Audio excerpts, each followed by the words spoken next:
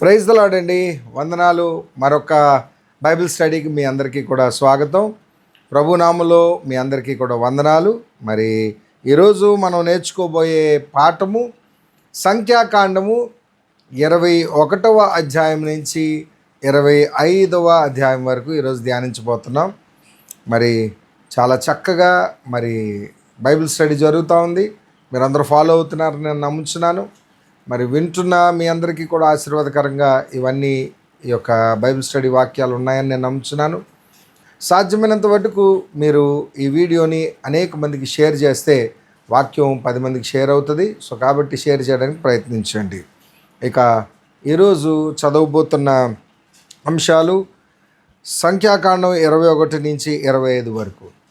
ఈ యొక్క కాంటెక్స్ట్లు చెప్తాను. చెప్పిన తర్వాత ప్రార్థన చేసుకొని మనం సంపూర్ణ బైబిల్ స్టడీలోకి వెళ్ళిపోదాం. 21వ అధ్యాయం కాంటెక్స్ట్ ఇత్తడి సర్పం గురించి ఉంటుంది. 21వ అధ్యాయము ఇత్తడి సర్పం గురించి ఉంటుంది. 22వ అధ్యాయము బాలాకు రాజు బిలాము అనే ఒక వ్యక్తిని ప్రవక్తను పిలిచినట్లుగా మనకి అక్కడ కనిపిస్తుంది. తర్వాత 23వ అధ్యాయము 24వ అధ్యాయం 2 అధ్యాయాల్లో సారాంశము బిలాము వచ్చి ఇజ్రాయేలీల్ని దీవిస్తాడే తప్ప శపించడానికి ఎంతమాత్రం అతని నోట్లోంచి శాపవచనములు కానీ ఎటువంటి వ్యతిరేకమైన మాటలు కానీ రాలేనట్లుగా మనం గమనిస్తాం. బిలాము ఆ విధంగా ఇజ్రాయేలీల్ని దీవించినట్లుగా మనకు అక్కడ ఉంటుంది. అలాగనే ఈ 2 అధ్యాయాల్లో కూడా ఇజ్రాయేలీలకు వ్యతిరేకంగా ఉన్న శత్రు సైన్యానికి దేవుడు ఇస్తున్న శాపముల గురించి కూడా అందులో రాయబడి ఉంటుంది. సో 23, 24 బిలాము పలికిన మాటల గురించి బాలాకు బిలాము వారిద్దరి మధ్య జరిగిన సంభాషణ, ఎలా దేవుడు బిలాముని గద్దించినట్టుగా బిలాము ఏ విధంగా ఇజ్రాయేలీల్ని దీవించినట్లుగా ఉంటుందో ఈ సందర్భాలన్నీ అందులో ఉంటాయి. ఇక 25వ అధ్యాయం ఇజ్రాయేలీలు మోయాబు స్త్రీలతో వ్యభిచారం చేసి తెగులు పొందుకుంటారు. ఆ తెగులు వలన చాలామంది చనిపోతారు. మోయాబు స్త్రీలతో వ్యభిచారం. ఇలాగన ఈ 5 అధ్యాయాలు మనము చదువుదాం, ఈరోజు ధ్యానిద్దాం, ప్రభు సహాయం కోరుకుందాం. ఇది చదవడమే కాదు, వినడమే కాదు, ఇది మన జీవితంలో పాటించడానికి మనం ప్రయాసపడదాం. దేవుడి సహాయం కోరుకుందాం. దేవుడు మనల్ని సహాయం చేసి ఆయన ఆత్మ ద్వారా నడిపించునుగాక. కళ్ళు మూసుకుందాం, ప్రార్థన. పరిశుద్ధులైన తండ్రి, మీకు వందనాలనైనా. 21 నుంచి 25 వరకు సంఖ్యాకాండంలో ఉన్న భాగముల్లో ఇదిగో మేము అనేక విషయాలు తెలుసుకోబోతున్నాం.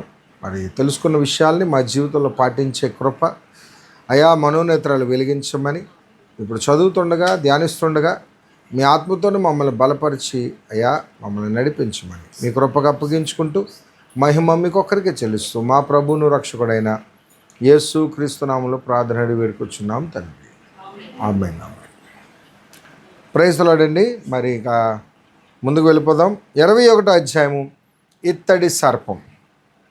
ఏమండి, దీనికన్నా ముందు 20వ అధ్యాయంలో మనం చూసాం, ఇజ్రాయేలీలు ఏదోమీయుల దగ్గరికి వస్తారు.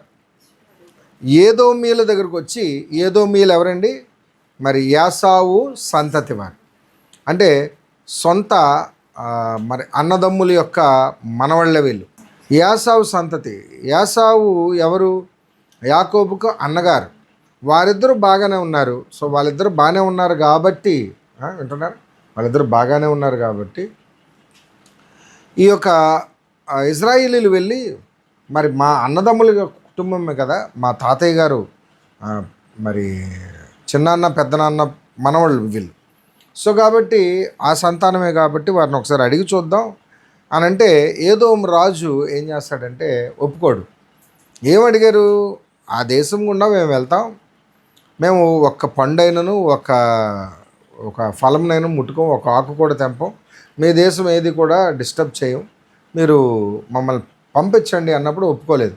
ఒప్పుకోకపోతే వీరు చుట్టూ తిరిగి వెళ్తారు. ఆ పొలిమేరల నుంచి చుట్టూ తిరిగి వెళ్తారు. అలా చుట్టూ తిరిగి వెళుతున్న క్రమంలో జాగ్రత్త గమనించండి, ఏదోమియల ప్రాంతంలోంచి వెళ్లకుండా ఇప్పుడు చుట్టూ తిరిగి వెళ్తున్నారు. చుట్టూ తిరిగి వెళ్తున్నప్పుడు అక్కడ మరలా వారికి ఆయాసం వస్తుంది. ఆయాసం వచ్చినప్పుడు వారు మరలా ఏం చేస్తారు? సనుగుతారు. ఈ సనగక మునుపు వారికి ఒక మంచి ఒక అవకాశం దొరుకుతుంది. మధ్యలో ఒక రాజు తగులుతాడు. వీరు ప్రయాణించి వెళ్తుంటే ఒక కానానీయ రాజు వస్తాడు. ఆ రాజు పేరు ఆరాదు. ఏమండి, ఆ రాజు పేరు ఏంటండి? ఆరాదు. ఓకే, ఆ ఆరాదు రాజు వచ్చి వీరి మీద యుద్ధం చేసి కొంతమందిని తీసుకొని వెళ్ళిపోయి చెరలోకి తీసుకుపోతాడు. ఆ చెరలోకి తీసుకుపోయినప్పుడు వీళ్ళందరూ దేవునికి ప్రార్థన చేస్తారు. ప్రభువా, ఈ కానానీయుల్ని మేము గెలవడానికి మాకు సహాయం చేయండి. మేము సహాయం చేస్తే మేము వారిని గెలిచి ఈ యొక్క దేశాన్ని మీ నామము కొరకు ప్రతిష్ఠిస్తాం, మీ నామ ఘనత కొరకు మేము విజయాన్ని అంకితం చేస్తాం అన్నప్పుడు దేవుడు వారికి సహాయం చేస్తాడు. సహాయం చేసినప్పుడు ఆ ఆరాదు రాజు మీద ఇజ్రాయిలీలు గెలుపు దేవుడిస్తారు. గెలిచి ఆ యొక్క కానానీయుల్ని మొట్టమొదటిసారిగా విజయం పొందుకుంటారు. పొందుకున్నాక అక్కడ కానానీయుల మీద విజయం పొందుకున్నారు కాబట్టి అక్కడ వారు దానికి ఏం పేరు పెట్టారండి? హోర్మా. హోర్మా అని పేరు పెట్టారు. అయితే ఇక విజయం వచ్చిన తర్వాత సరే, విజయం వచ్చి వాళ్ళు అలసిపోయారు, తిరిగి నడుస్తూ ఉన్నారు. ఇప్పుడు జాగ్రత్త గమనించండి, స్ట్రైట్గా వెళ్ళాల్సిన ప్రయాణం చుట్టూ తిరుగుతాం. చుట్టూ తిరిగినప్పుడు ఏమొస్తుంది వాళ్ళకి? అది తప్పదు, ఆయాసం వస్తుంది. ఆయాసం వచ్చినప్పుడు మరలా దేవుడి మీద, మోషే గారి మీద శనిగారు అంట. చూడండి ఒకసారి, అది 4వ వచనం 5వ వచనం 21వ అధ్యాయము 4-5. వారు ఏదో దేశం చుట్టూ పోవలనని హోరు కొండ నుండి ఎర్ర సముద్రముగా సాగినప్పుడు మార్గాయాసము చేత జనులు ప్రాణము సమస్యలను కాగా ప్రజలు దేవునికిని మోషేకును విరోధముగా మాట్లాడి ఈ అరణ్యములో చచ్చుటకు ఐగుప్తులో నుండి మీరు మమ్మల్ని ఎందుకు రప్పించిత్రి? ఇక్కడ ఆహారం లేదు, నీళ్ళు లేవు, చవిసారములు లేవు, ఈ అన్నము మాకు అసహ్యమైనది. ఏది? మన్నా. రోజు ఏం కురుస్తుంది వాళ్ళకి? ఈ అన్నం, మన్నాను అసహించుకున్నారు. దేవుడిచ్చిన భాగ్యాన్ని అసహించుకున్నారు. ఏమండి, వాళ్ళకి వెరైటీ కావాలి. ఏం కావాలి? రోజుకో వెరైటీ కావాలి. రోజుకో వెరైటీ. ఏమ్మా కాయగూరలు తినరా అంటే, వద్దొద్దొద్దు, మాకు గుడ్లు కావాలి, చికెన్ కావాలి, మటన్ కావాలి, చేప కావాలి. ఎక్కువగా మన వాళ్ళందరికీ ఏం కావాలండి? చికెన్. ఏమండి, అంతేనా? వాళ్ళకు కూడా అలాగే. వాళ్ళు రోజు మన్నా తిని తిని బోరు కొట్టేసిందంట. ఏమండి, మనం కూడా వాక్యం విని విని విని వెళ్తాంలే అంతేనా? నిర్లక్ష్యం. నేను అంటాను, దేవుడు అనుగ్రహించిన మన్నా అది కొద్దిగైనను జాగ్రత్త గమనించండి. ఇక్కడ పాయింట్ ఏంటంటే, కొద్దిగైనను అది శ్రేష్టమైనది. ఎందుకో చెప్పనా? ఆ మన్నా నీకు ఏమీ లేని ఎడారిలో దొరుకుతుంది. అది అందుకే అది చాలా విలువైంది. ఒకసారి ఎడారికి వెళ్ళి చూడండి. తినడానికి ఏమి దొరకదు. అంతెందుకు, సింపుల్. ఎవరూ లేని ప్రాంతంలోకి వెళ్ళిపోయారనుకో, ఎలా ఉంటుంది? ఏమీ లేని ప్రాంతంలో దొరికిన మన్నా నీకు శ్రేష్టంగా ఉండాలి. కానీ వాళ్ళు ఏం గమనించట్లేదంటే, ఏంది? ఇరుకులో విశాలత, ఏమండి, లేమిలో సమృద్ధి. వారికి ఎంత కావాలో అంత, ఆ రోజుకి ఎంత పడుతుందో వాడికి అంత తెచ్చుకోవచ్చు. ఏమండి, మరి దాన్ని వారు ఏం చేశారండి? అసహ్యపడ్డారు. ఇలా అసహించుకున్నారని, దేన్ని? మన్నాను అసహించుకున్నారు. దేవుడిచ్చిన కృపను తక్కువ చేశారు. దేవుడు చెప్పిన మరి మాటలకు ధిక్కరించారు. మోషేని మరలా ధిక్కరించారు. ఇంతకు ముందే కదా మనం చదువుకున్నాం. ఏమండి, ఎప్పటి నుంచి? 10వ అధ్యాయం నుంచి 11వ అధ్యాయం నుంచి 20వ అధ్యాయం వరకు తెగులు వెనకాతలు తెగులు, పనిష్మెంట్ వెనకాతలు పనిష్మెంట్, కొన్ని వేల మంది చచ్చారు కదండి. కానీ ఇంకా వీళ్ళకి బుద్ధి రాలేదు చూడండి, ఇంకా సనుగుడు.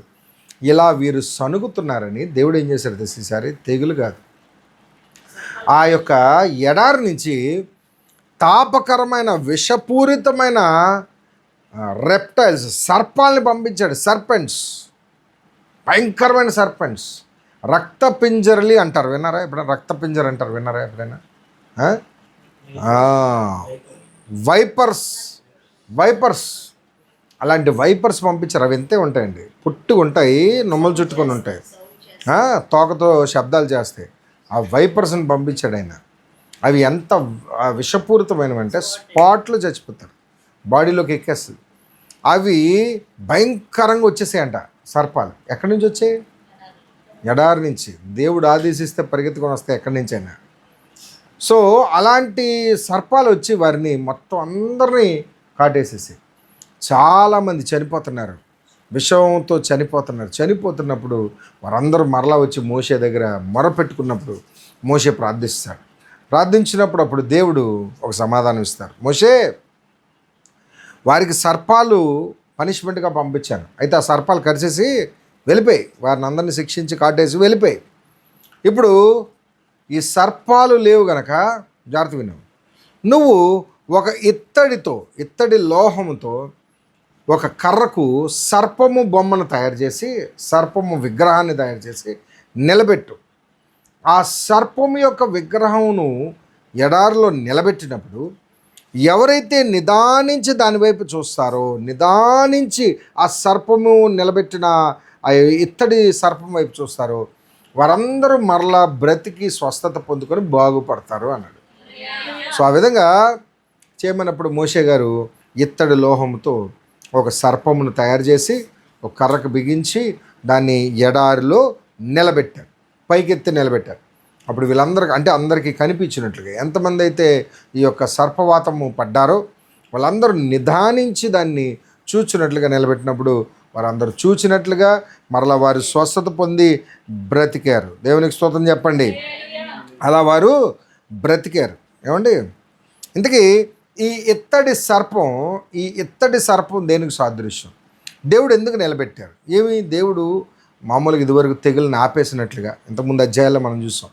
ఆయన కోపం ఆపేసినట్లుగా, లేకపోతే అగ్నిని ఆపేసినట్లుగా ఆపేయచ్చు కదా. ఇత్తడి సర్పాన్ని ఎందుకు నిలబెట్టమన్నారు దేవుడు? ఇది ఒక సాదృశ్యం అండి. ఏ పాపము చేతైతే, జాగ్రత్తగా గమనించండి, ఏ పాపము చేతైతే మరణశిక్ష వచ్చిందో, వినండి, మరణశిక్ష ఎక్కడి నుంచి వచ్చింది? సర్పం నుంచి వచ్చింది. ఏ పాపం చేశారు వీళ్ళు? దేవుని యొక్క కృపను ధిక్కరించారు. కృప ఏంటి? ఆకాశం నుంచి సమృద్ధిగా మన్నా కురుస్తుంటే మన్నా మాకు అసహ్యమైందని దేవుని కృపను చులకం చేశారు, దేవుని కృపను ధిక్కరించారు. ఏమండి, అది పాపం. సో ఆ పాపానికి ప్రతిఫలము, పాపానికి జీతం మరణం అని లేఖనం ఉంది. మరణం ఎక్కడి నుంచి వచ్చింది? సర్పము నుంచి వచ్చింది. జాగ్రత్తగా గమనించండి. ఇప్పుడు అదే సర్పము యొక్క విగ్రహాన్ని వీరు ఎందుకు చూడాలంటే, వేరేదేది కాదు, సర్పాన్ని చూడాలి. మా యొక్క పాపానికి కారణం ఇదిగో ఈ సర్పము.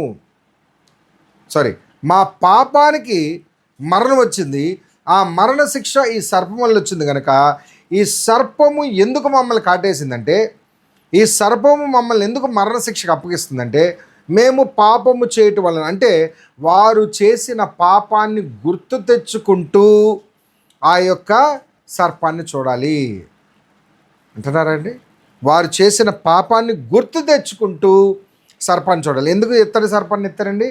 వారి యొక్క పాపమును ఎందుకు చేశారు అని గుర్తు చేసుకుంటూ, ఎందుకు ఎంత పొరపాటు చేశానా అని గుర్తు తెచ్చుకోవడానికి ఈ యొక్క సర్పాన్ని నిలబెట్టాడు. ఏమండి, తెగులు వచ్చిందనుకో, నలుగురు చచ్చారు, పోతున్నారు, అవునా? ఎంతమంది పోయినా వీళ్ళకి భయం ఉండట్లేదు, అవునా? జరుగుతుందేంటి? ఎంతమందిని దేవుడు తెగులు చేత చంపినా పోయినోడిని పాతిపెట్టేస్తున్నారు. ఇంకేటికి ఆ పాతిపెట్టినోడితో సంబంధం లేదు, ఏది గుర్తుండట్లేదు. వీళ్ళు ఏం పాపం చేస్తున్నారు అనేది వాళ్ళకి గుర్తుండట్లేదు. అందుకు గుర్తుగా ఉండిపోవడానికి ఇదిగో నీ పాపం వలన నీకు వచ్చిన మరణం, ఆ మరణం ఈ సర్పం వలన వచ్చింది, ఇదిగో దానికి నమూనా ఇది, దీన్ని నువ్వు చూస్తే నువ్వు ఒప్పుకుంటే అక్కడ ఆ క్షణాన అవును కదా, నా యొక్క తిరుగుబాటు వలన, నా వ్యతిరేకత వలన, నా యొక్క సనుగుడు వలన, నేను ధిక్కరించటం వలన, దేవుని మాటకు లోపడకపోవడం వలన ఇదిగో ఈ యొక్క భయంకరమైన మరణాన్ని నేను తెచ్చుకున్నానని అప్పుడు చూసి సిగ్గుపడుతూ బాధపడుతూ దాన్ని చూస్తే వారు బాగుపడతారు. ఇది మనకి సాదృశ్యం ఏంటంటే క్రొత్త నిబంధనలు ప్రభువైన యేసుక్రీస్తు శిలువ మీద మరి వేలాడినట్లుగా ఉన్నది కదా, దాన్ని యేసు ప్రభు వారు ఏమన్నారంటే ఇదిగో అరణ్యములో ఇత్తడి సర్పము మోషే ఎత్తినట్లుగా మనుష్య కుమారుడు శిలువ మీదకి ఎక్కాలి అని లేఖనం మనకు ఉంటుంది. చూడండి ఒకసారి లేఖనం మనం చూద్దాం. యోహాను సువార్త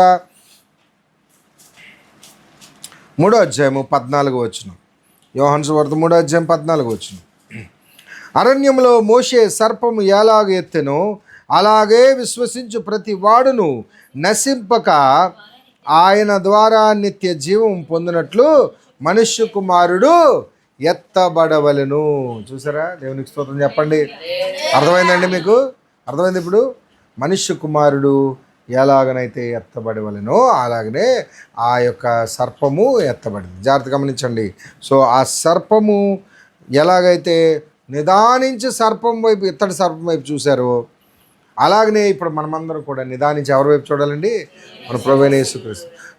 చూస్తే ఏం గుర్తు రావాలండి మనకి? మన పాపం వలన ఏ మరణం అయితే మనం పొందుకున్నామో దానికి బదులుగా ఆయన మరణించారు అక్కడ. ఏమండి? అక్కడ ఇత్తడి సర్పం మరణించలే.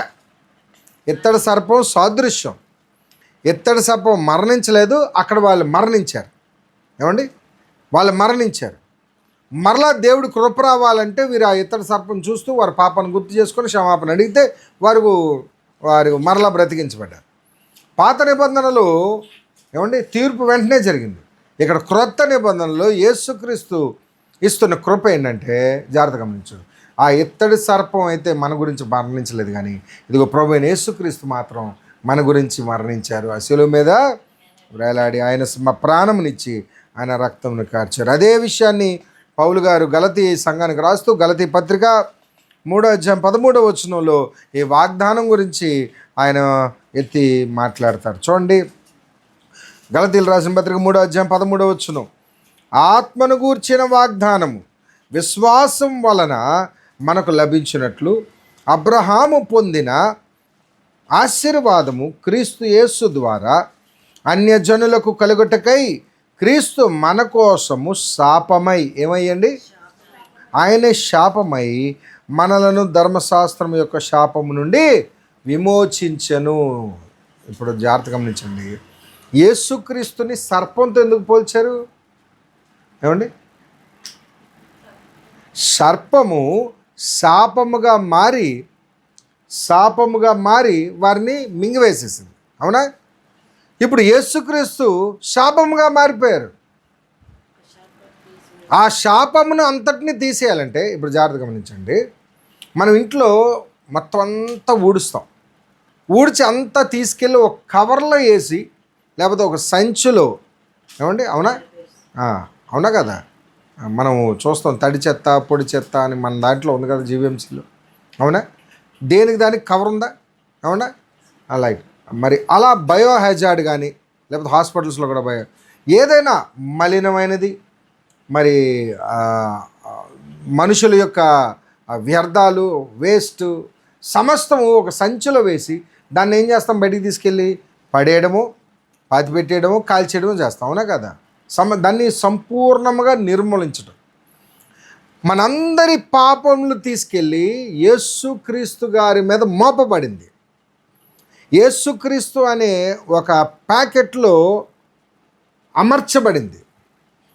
ఆ ప్యాకెట్ని శిలువ మీద చంపేయడం, ఆ యొక్క బాక్స్ని లేకపోతే ఆ ప్యాకింగ్ని శిలువ మీద కాల్చివేయటం, శిలువ మీద మరణానికి గురి చేయటం. అంటే ఇక్కడ యేసుక్రీస్తుని చంపడం కాదు. జాగ్రత్తగా గమనించింది. ఏం చంపుతున్నాడు దేవుడు? భూమి మీద ఉన్న సర్వమానవాళి యొక్క శాపము, సర్వమానవాళి యొక్క సమస్తమైన పాపమును ఆ ఒక్క క్రీస్తు మీద మోపబడి, అందుకే చూడండి యాజకులు చేయవలసిన పని ఏంటి?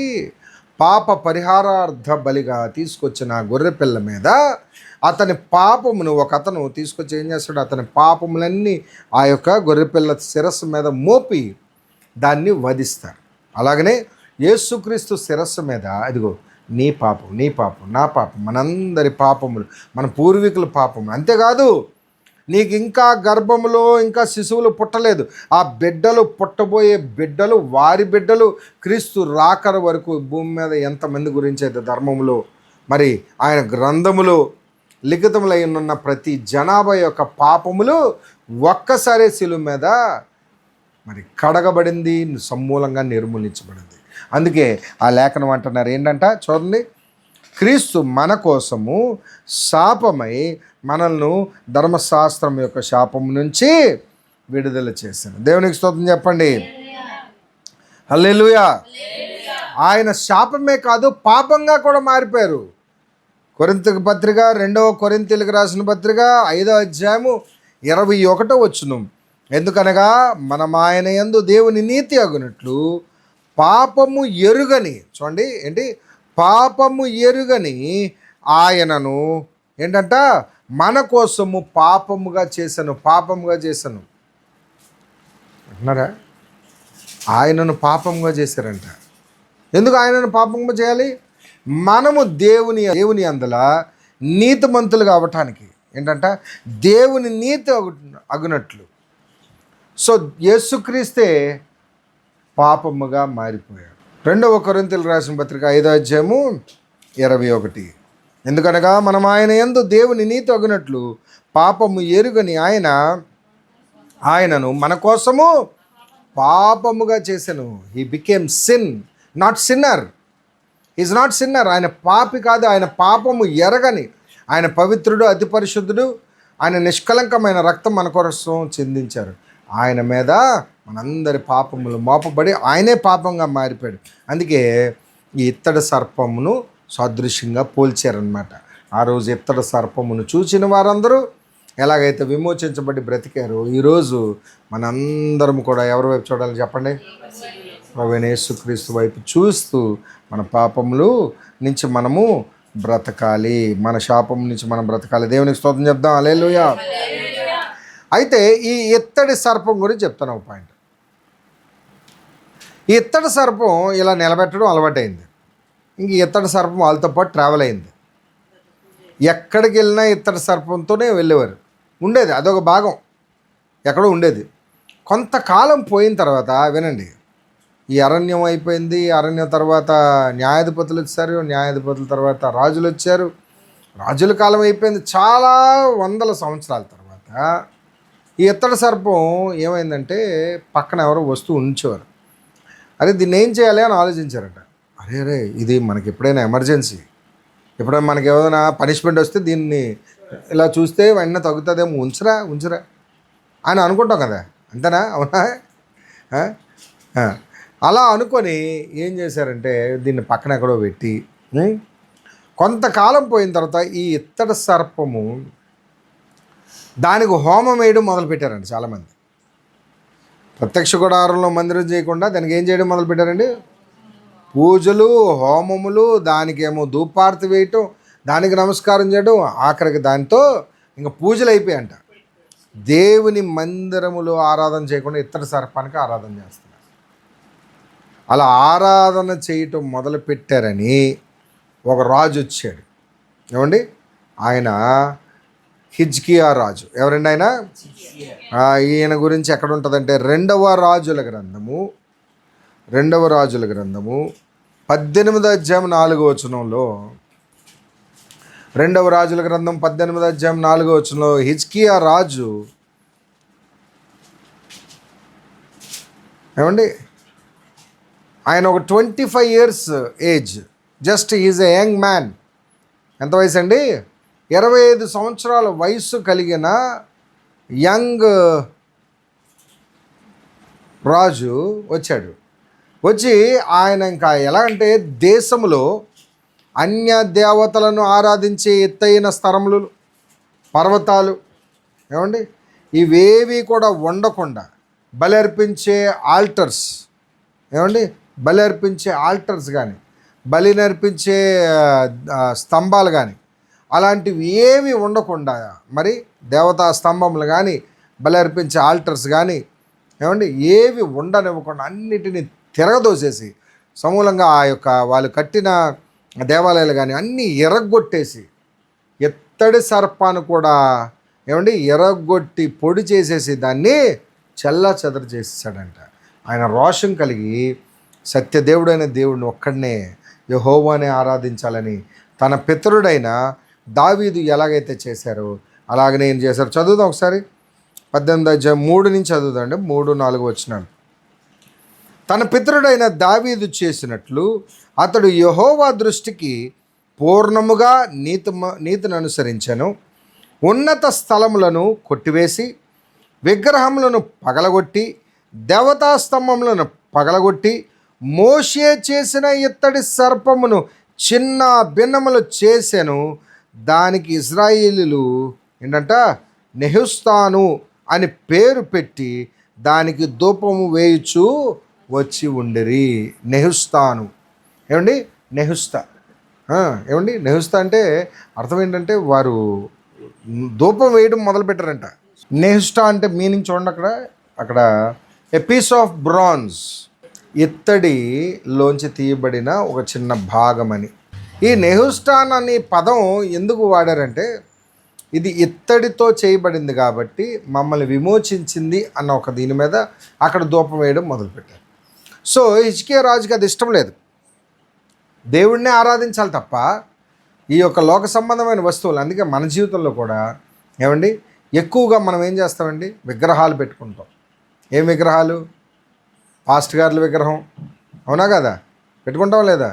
లోకంలో చాలామంది అలా పాస్ట్ గారి దగ్గరికి వెళ్తే, లేకపోతే ఈ మందిరం దగ్గరికి వెళ్తే, అక్కడికి వెళ్తే అంట, ఇక్కడికి వెళ్తే విమోచన అంట, ఆ చర్చిలో బాగా వస్తుందంట అండి. స్థలాలని, మనుషుల్ని, వస్తువుల్ని, ఏంటి వస్తువులు? కర్చీఫ్లు, నూనె బాటిల్స్, అట్టిపళ్ళు, నీళ్ళ బాటిళ్ళు, తైలములు, తైలాభిషేకాలు. ఏమన్నా అర్థమవుతుందా? దేవునికి ప్రతిగా, దేవునికి బదులుగా అక్కడ దేన్ని నువ్వు పెట్టినా అది విగ్రహారాధనే. అలా జరుగుతుంది ఆ రోజుల్లో. ఇత్తడి సర్పం ఒకప్పుడు, ఎస్ కరెక్టే, ఇత్తడి సర్పం దేవుడు నిలబెట్టారు. దేనికి నిలబెట్టారో ఒక కారణం చేత, పూజ చేయమన్నా లేకపోతే నీ పాపను గుర్తు చేసుకోమన్నా. అది ఆ క్షణంలోనే, దాని తర్వాత ఇంకా చేయమని కానీ లేకపోతే ఇది మీరు క్యారీ చేయండి, దీనికి పూజ చేయండి, హోమం వేయండి అని ఎక్కడైనా దేవుడు చెప్పారా? ఎక్కడ చెప్పలేదు. చెప్పుంటే చేసుంటే మంచిదే, దేవుడు చెప్తే చెయ్యాలి. ఏమండి, దేవుడు అది చెప్పలేదే. దేవుడు నిదానించి చూడమన్నారు తప్ప పూజ చేయమని లేదు, వర్షిప్ చేయమని లేదు. ఎందుకు చూడమన్నారంటే పూజ కాదు అది. ఇప్పుడు గమనించండి, హిజ్కియా రాజు దాన్ని ఎందుకు తీయించేశాడు? అది పూజ చేస్తున్నారు. అక్కడ అరణ్యంలో వారు చేసింది పూజ కాదు. ఏంటి? పాప క్షమాపణ, చేసిన పాపాన్ని తెలుసుకొని ఒప్పుకోవటం. మనం ఒప్పుకోం కదా, ఎప్పుడైనా సారీ చెప్పామో దేవుడికి? అక్కడ వారు పాప క్షమాపణ నిమిత్తము వారు చూడమన్నారు. ఈ ఇత్తడి సర్పం ఏమైపోయిందంట? విగ్రహారాధన అయిపోయింది. అలా విగ్రహారాధన అయిపోయింది కాబట్టి హిజ్కియా రాజు ఏం చేశాడండి? ముక్కలు చేసి దాన్ని పొడి చేసి వాటిని ఇంక మళ్ళీ రానివ్వకుండా మరి మొత్తం అందరినీ అన్ని దేవతా స్తంభాలని, దీపస్తంభాలని, మరి ఇంకా ఆ యొక్క ఆల్టర్స్ని, బలిపీఠాలని అన్నింటినీ, ఎత్తైన స్థలంలో ఉన్నవన్నింటినీ తీసి పడేశాడు. సో ఈ విధంగా ఆ యొక్క ఇత్తడి సర్పము ఆ విధంగా విగ్రహారాధనకు పాలయ్యింది. సో మన జీవితంలో ఏ విగ్రహాలు ఉన్నాయో వాటిని తొలగించుకోవడం నేర్చుకుందాం. దేవుడు ఒక్కరే సత్యదేవుడు, దేవుడినే ఆరాధించాలి, ఆయన్నే మనం పూజించాలి తప్ప ఏ మనిషిని కానీ, వస్తువుని కానీ, స్థలాలను కానీ, ఏమండి మందిరాలను కానీ పూజించకూడదు. దేవుడిని ఆరాధించాలి. రైట్, మంచిది. అయితే ఇక్కడ దాని తర్వాత వారు బ్రతికారు, వారు బాగుపడ్డారు. అక్కడి నుంచి వాళ్ళు మరొక ప్రాంతానికి వెళ్తారు. వారు సాగిపోతుండగా ఏమండి ఓబోతు అనే ప్రాంతానికి వెళ్తారండి. ఓబోతు తర్వాత ఏమండి ఏ అబరీము అనే ప్రాంతానికి వస్తారు. ఏమండి దానికి అది ఎక్కడుందంటే మోయాబుకి ఎదురుగుండా ఉన్న ప్రాంతం. దాని తర్వాత మళ్ళా జరేదు అనే లోయలోకి దిగుతారండి. 3 స్టేషన్స్ మీకు చెప్తున్నాను, అంటే ఎక్కడెక్కడ స్టేషన్స్ ఉన్నాయని రాసుకోండి.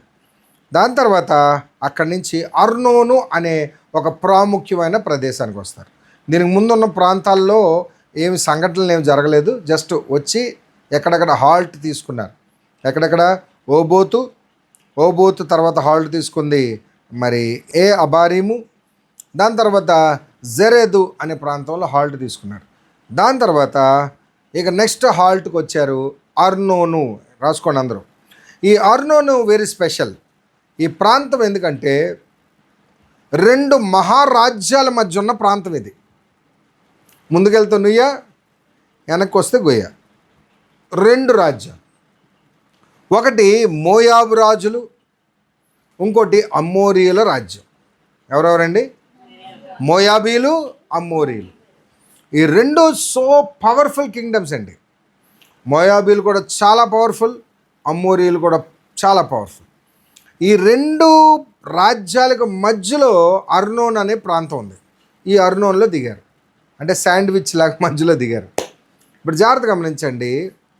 దేవుడు వారికి అందరికీ తోడై ఉన్నప్పుడు, దేవుడు మనకు తోడై ఉన్నప్పుడు, ఎలాంటి భీకరుల మధ్యలో ఉన్నా, ఎలాంటి ప్రతికూల పరిస్థితుల మధ్యలోంచి వెళ్ళినా దేవుడు మన పక్షాన యుద్ధం చేస్తారు. దేవునికి స్తోత్రం చెప్పండి. సో కాబట్టి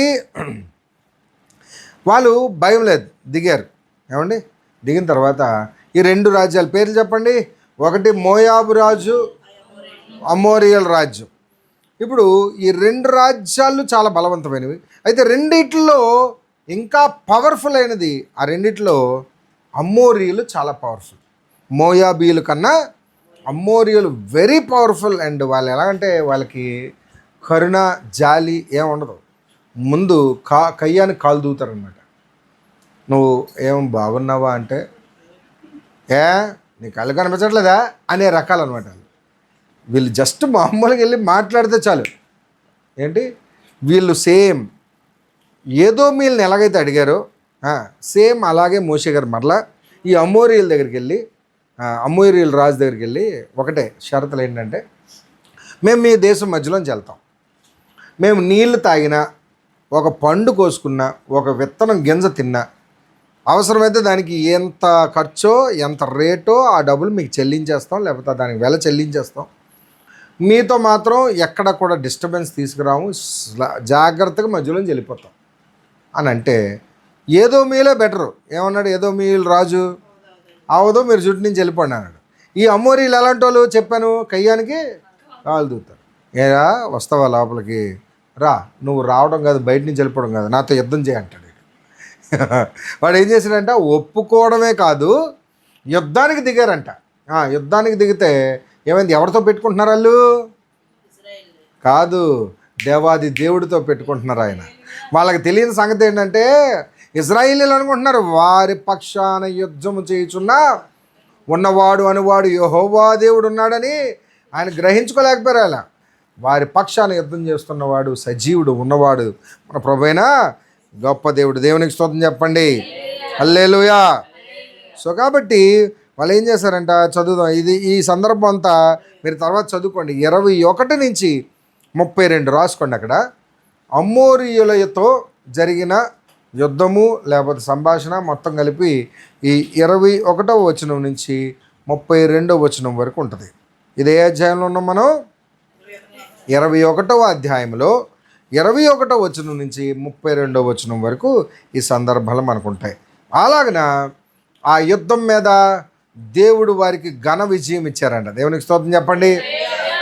దేవుడు గొప్ప విజయం ఇచ్చి వారిని అందరినీ ఓడించి ఇశ్రాయేలుని గెలిపించి మరి ఆ చుట్టుపక్కల దేశాలందరికీ గడగడ వణికిపోయారంట, హడలెత్తిపోయారు. ఏంటి, అమ్మోరీయులను సైతం గెలిచారా ఈ జనం, వీళ్ళకి ఎక్కడిది ఇంత బలం అని ఆశ్చర్యపోయారంట. అలాంటి గెలుపు దేవుడు ఇశ్రాయేలీయులకి ఇచ్చారండి. అమ్మోరీయులు అంటే ఆ ప్రాంతంలో, అటు చుట్టుపక్కల ప్రాంతంలో they are the very powerful. వాళ్ళు మాన్స్టర్స్ లాంటి వాళ్ళు, భీకరులు, కఠినమైన మనసు కలిగిన వారు, మూర్ఖులు లాంటి వాళ్ళు, కయ్యానికి కాలు దువ్వేవారు. అయితే అలాంటి విజయం వారికి దేవుడు ఇచ్చాడు. అయితే 15వ వచనం ఒక స్పెషల్ వచనం కింద రాసుకోండి, అంటే రెఫరెన్స్ కోసం చెప్తున్నాను. 15వ వచనంలో ఒక విషయం ఉంటుంది, ఒక సందర్భం ఏంటంటే, ఈ యుద్ధము గూర్చి యుద్ధముల గ్రంథములో రాయించబడెను అని ఉంటుంది. మోషే గారు ఏం రాయిస్తారంటే యుద్ధముల గ్రంథములో ఈ జరిగిన యుద్ధం గురించి రచించబడెను అని ఉంటుంది. అది అక్కడ 21వ అధ్యాయం 15వ వచనం చూడండి. అది ఎన్నో వచనంలో ప్రవహించు ఏరులు మడుగులను పట్టుకొనెను. యెహోవా యుద్ధములు గ్రంథములలో రాయబడి ఉన్నది. దేని గురించి? ఈ యుద్ధము గురించి, యెహోవా యుద్ధముల గురించి అని రాయబడిన గ్రంథం. ఇంతకీ ఈ గ్రంథం మనకి లేదు, ఉందో లేదో కూడా తెలీదు. యెహోవా యుద్ధములు అనే గ్రంథం అందుబాటులో లేదు. అది ఉందా లేదా మనకు తెలియదు. అంటే ఇశ్రాయేలీలతో దేవుడు చేయించిన యుద్ధాల యొక్క గ్రంథం. మరి అది ఉందో లేదో తెలియదు. మన బైబిల్లో మాత్రం పొందుపరచబడిన రాజుల గ్రంథం ఉంది, దినవృత్తాంతములు ఉంది, ఇప్పుడు చెప్పబడిన నిర్గమాకాండం నుంచి న్యాయాధిపతుల వరకు ఉంది, సమూయేలు గ్రంథం. ఈ విషయాలన్నిటిల్లో ఇశ్రాయేలీలు చేసిన యుద్ధాలన్నీ ఉంటాయి. అయితే మోషే గారి కాలానికి అది ఉంది అంటే అర్థమవుతుందా? మోషే గారు రాస్తున్నారంటే అర్థం ఏంటి? అప్పటికే ఆ కాలంలో గ్రంథం ఉంది, ఆ గ్రంథంలో లిఖితమాయను అని మోషే గారు అన్నారు. సో అది ఈరోజు లేదు అంటే అది ఎక్కడుందో మనకు తెలియదు. అది ఎక్కడైనా గ్రంథస్థం చేశారా, ఎక్కడైనా రివీల్ అవ్వలేదో, లేకపోతే పోయిందా, లేకపోతే మరి గుహల్లో ఉండిపోయిందో. దేవుడు దాన్ని మనకు బయలుపరచాలన్న ఉద్దేశం ఉంటే, దేవుడు మనకు బయలుపరచాలన్న విషయం ఉంటే తప్పకుండా దాన్ని బయలుపరిచేవారు. సో కాబట్టి ఆ గ్రంథం మనకిప్పుడు లేదు. సో కాబట్టి దీని తర్వాత మరలా ఇంకొక అమ్మోరియల్ రాజు వచ్చాడు అదే ప్రాంతంలో. ఆయన పేరు ఏమండి? ఓగు అనే రాజు అండి. ఓగు ఏమండి? 33వ వచనంకి వచ్చేద్దాం ఏమండి. వాళ్ళు బాషాను అనే ప్రాంతానికి వచ్చారు. ఎక్కడికి వచ్చారండి వాళ్ళు? బాషాను.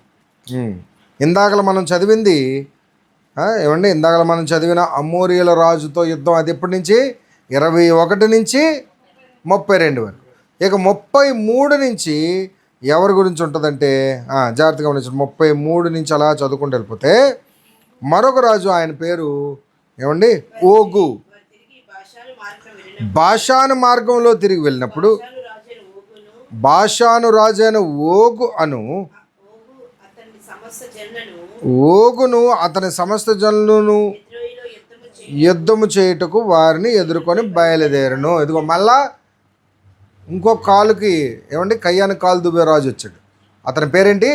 ఓగు. ఇందాకల రాజు పేరేంటి? సీహోను. ఏమండి? ఇందాకల రాజు పేరేంటి? రాసుకోండి. ఇందాకల అమోరియల్ రాజు పేరు సీహోను, ఈ రాజు పేరు ఓగు. ఈ రాజు కూడా ఓగుతో పాటు యుద్ధం ఇజ్రాయేల్ చేశారు. దేవుడు ఘన విజయం మరలా ఇచ్చారు. ఓగు మీద కూడా దేవుడు విజయం ఇచ్చారు. ఈ విజయము, ఈ యొక్క విజయాల గురించి జాగ్రత్తగా వినండి. మన రెఫరెన్స్లో కీర్తనల గ్రంథం 135వ కీర్తన, కీర్తనలు 135వ కీర్తన 10వ వచనం 11వ వచనంలో ఈ యొక్క విజయముల గురించి వారు కీర్తన ఎత్తి పాడతారు. ఎవరు? ఇశ్రాయేలీలు కీర్తన రాశారు. ఆ కీర్తన చూడండి. అబౌట్ ద విక్టరీ ఆఫ్ అమోరియల యొక్క రాజులు. చదవండి. అనేకులైన అన్యజనులను బలిష్ఠులైన రాజులను ఆయన హతము చేసిన వాడు అమోరీయుల రాజు అయిన ఓగును హతము చేసెను, కానాను రాజ్యములన్నిటినీ పాడు చేసెను. దేవుడు చేసిన గొప్ప కార్యాలను కొనియాడుతూ ఇజ్రాయేలీలకు రాసిన కీర్తన ఇది. సో 135వ కీర్తనలో ఈ యొక్క సందర్భం మనం గమనిస్తుంది. మీకు జస్ట్ రెఫరెన్స్ కోసం ఇది చెప్తున్నాను. దీని తర్వాత ఇప్పుడు అమోరియల్ రాజులు అయిపోయారు. వినండి. ఇప్పుడు మీకు చెప్పాను, అర్నోను అనే ప్రాంతం 2 రాజ్యాల మధ్య ఉంది. ఒకటి అమోరియల్ రాజు, మోయాబు. ఇప్పుడు అమోరియలు ఓడిపోతుంటే ఎదురుగుండా ఇంకో రాజ్యం ఉంది. ఆ రాజ్యం పేరేంటి? మోయాబు రాజు గుండెలో రాయబడిపోయింది. ఓరి నాయనో, మన ఎదురుగుండా ఉన్న అమోరియలు చాలా డేంజరస్ ఫెలోస్. వాళ్ళనే గెలిచారంటే ఏమండి, వాళ్ళనే గెలిచారంటే మన పరిస్థితి ఏంటి? ఏమంట అక్కడ ఆ యొక్క పచ్చికలంతా నింపబడి ఉన్నారంట జనాలు. మన ఇజ్రాయేలీలు ఎంతమంది ఉన్నారండి? ఇజ్రాయేలీలు దగ్గర దగ్గర 25-30 లక్షల మంది ఉన్నారా? ఇంతమంది జనాభా అక్కడ ఉంటే ఈ యొక్క సంఖ్యను చూసి భయపడిపోయాడంట. ఎవరైనా మోయాబు చదువుదాం ఒకసారి. ఈ సంఖ్యను చూసి జడిసిపోయాడు దెబ్బకి. ఇజ్రాయేలీల యొక్క సంఖ్యను చూసి భయపడిపోయాడంట. ఎందుకు? వారు చూస్తే మైదానంలో ఎలా ఉన్నారంట, మోయాబీలు ఏమంటున్నారంట, ఎదురుగుండా ఉన్న రాజులతో అంటున్నారంట, ఏంటండి ఇది, ఏంటంట, మేత మేయడానికి వచ్చిన మందల వలె ఉన్నారు వీళ్ళు, గడ్డిని మేసేసినట్లుగా. గడ్డిని ఎలా మేస్తుంది? అవునా? ఒక పచ్చిక దగ్గర తీసుకెళ్ళి మందను వదిలేసాం అనుకో, మొత్తం పచ్చికని గడ్డి అంతటిని ఎలా తినేస్తుంది? అలాగనే ఈ ఇజ్రాయేలీల సమూహము మొత్తం మన మోయాబు దేశాన్ని అంతటినీ మేత మేసినట్టు మేసేస్తారు అని చెప్పి భయపడిపోయాడంట అతను. చూడండి, అలా భయపడి ఏం చేశాడంటే ఇప్పుడు ఒక ఆలోచన చేశాడు. వీళ్ళు అమోరీయుల రాజుల్ని గెలిచారంటే వీరి చేతికి బలం కాదు, వీరి బలం కాదు, వీరి వెనకాతల ఏదో అద్వితీయ శక్తే పనిచేస్తుంది, అది దేవుడే అయి ఉండాలా.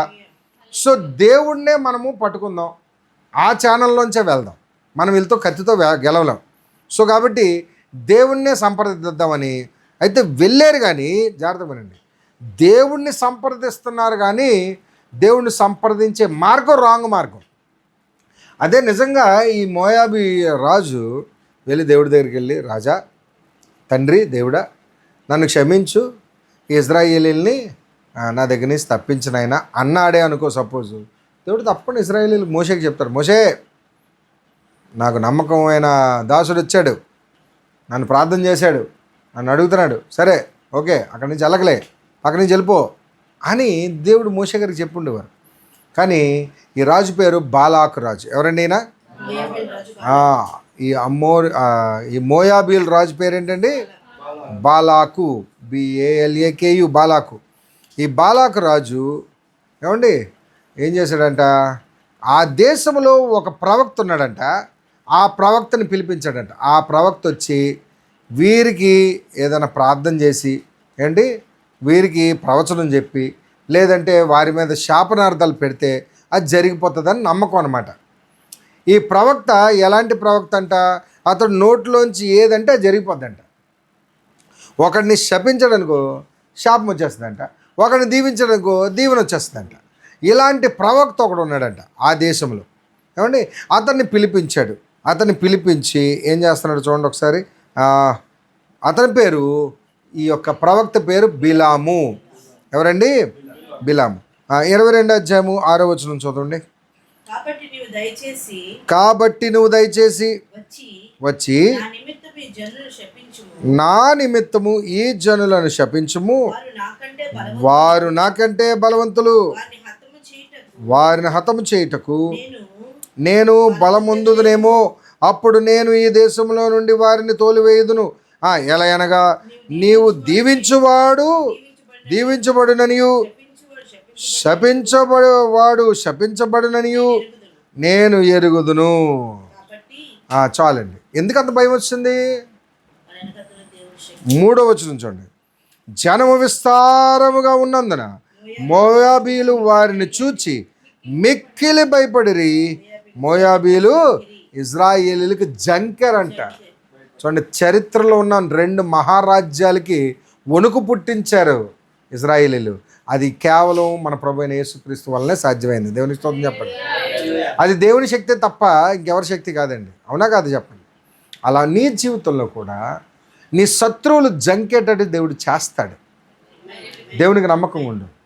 రెండో, దేవుడు నీ పక్షానుంటే,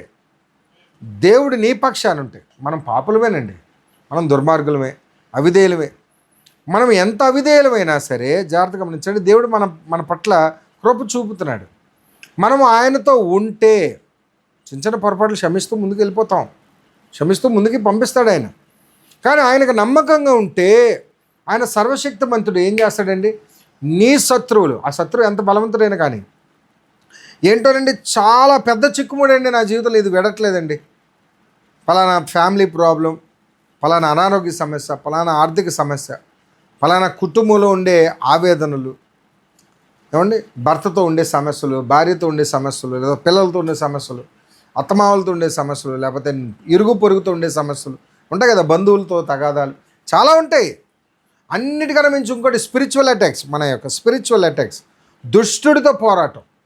వాడు ఎంత బలవంతుడైనా, జాగ్రత్త గమనిస్తున్నారా, మనలో ఉన్నవాడు గొప్పవాడు, ఈ లోకంలో ఉన్నవాడి కన్నా మనలో ఉన్నవాడు గొప్ప దేవుడు, గొప్ప దేవుడు. ఆ దేవుడిని ఆరాధిస్తున్నాం మనం.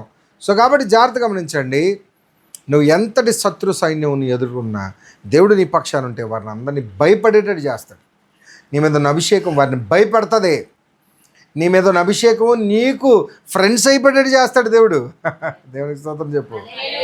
అయితే ఆ విధంగా మోయాబీయుల రాజు భయపడ్డాడంట. భయపడి ఎవరిని పిలిచాడంటే చెప్పండి, బిలాము. ఏమండి బిలాము, ఏమండి ఆ యొక్క రాజు పేరు బాలాకు, ప్రవక్త పేరు బిలాము. ఏమండి ఈ బిలాముని పిలిపించాడంట. అయితే ఈ బిలాముని పిలవడానికి వీళ్ళు వెళ్ళారంట. జాగ్రత్త వినండి. ఈ బిలాముని పిలవడానికి వెళ్ళినప్పుడు బిలాము దేవుడిని అడిగాడంట, ప్రభువా వీళ్ళు ఇలా రమ్మంటున్నారు, వెళ్ళాలా వద్దా? దేవుడు ఒకటే ఒక మాట చెప్పాడంట, నో. God said no. చూద్దాం ఒకసారి 12వ వచనంకి వెళ్ళండి. 12వ వచనం. అందుకు దేవుడు, నీవు వారితో వెళ్ళకూడదు, ఇశ్రాయేలీలు నా బిడ్డలు, వారిని ఆ ప్రజలను శపించకూడదు, వారు నా చేత ఆశీర్వదించబడిన వారు అని బిలాముతో చెప్పాను. దేవునికి స్తోత్రం చెప్పండి. అని మనసులో ఏమనుకున్నాడంటే, దేవుడు యెహోవా ఆశీర్వదించిన వారి మీద నేను శాపమేళ పలుకుతాను, పలకలేను, సో వెళ్ళకూడదని డిసైడ్ అయిపోయి నేను రాను అన్నాడంట. ఏమన్నాడంటే, నేను రానని చెప్పాడంట. రానని చెప్పిన తర్వాత మళ్ళా రెండవసారి ఈ బాలాకు రాజు ఏం చేస్తాడంటే, ఇలా కాదురా వాడు లొంగట్లేదు, ఇంకొన్ని కానుకలు అంటే ర్యామ్సమ్ ఇంకొంచెం పెంచండి, డబ్బులు పెంచండి, అంటే ప్రైజ్ మనీ పెంచండి అని ఇంకా బంగారం వెండి డబ్బులు అన్నీ పట్టుకొని వెళ్ళి మళ్ళీ అతన్ని సెడ్యూస్ చేశారన్నమాట. అతన్ని ఎరేశారు. వేసినప్పుడు నిజంగా ఒక మాట, ఇతడు మనసులో నేను వెళ్ళకూడదు అనుకున్నాడు. వెళ్ళకూడదు అనుకున్న వ్యక్తి ఏం చేయాలా, ఇంకా వెళ్ళను అన్నాడు. అలాగే అన్నాడు. ఏమని చూడండి ఒకసారి, ఏమండి 18. అందుకు బిలాము అన్నాడంట, అందుకు బిలాము ఏమన్నాడంట, బాలాకు రాజు తన ఇంటిలో ఉన్న వెండి బంగారం అంతా నాకు పంపించిన, అంటే ఇంటెడు అంటే అర్థం ఏంటి, మొత్తం రాజ్యంలో నీ రాజ్యం ఇంటెడు బంగారము వెండి నాకు పంపించిన, నాకు ఇచ్చినను, కొద్ది పని అయినను గొప్ప పని అయినను చేయనట్లు నేను నా దేవుడని యెహోవా నోటి మాట మేరలేను. మంచి మాట, ఎంత మంచి మాట అన్నాడండి. యెహోవా మాట మేరలేను. I can't go beyond my God's word. దేవుని యొక్క మాటకు నేను జవాబు చెప్పలేను, ఎటువంటి గిరి దాటలేను అన్నప్పుడు వాళ్ళు ఇంకా డబ్బులు ఎరేశారంట. ఇప్పుడు ఈలోపు ఏం ఆలోచించాడు, మరొక ప్రయత్నం చేద్దాంలే అంటే, జాగ్రత్త విను, రెండో ప్రయత్నం. దేవుడు ఒకసారి నో అంటే అది నోయే కదా, మళ్ళీ దేవుడు ఇంకేమైనా దారి చూపిస్తారేమో, మళ్ళీ ప్రార్థన చేద్దాం దేవుడికని ఆలోచన వచ్చిందంట. మన జీవితంలో కూడా ఎలాంటి ఆలోచన కలిగి ఉంటాం మనం, అది వద్దురా బాబు, అది ఆ మార్గం గుండా వెళ్ళొద్దంటే మళ్ళీ అదే ప్రయత్నిస్తుంటాం. అంటే దేవుడు మళ్ళీ మనసు మార్చుకుంటారేమో.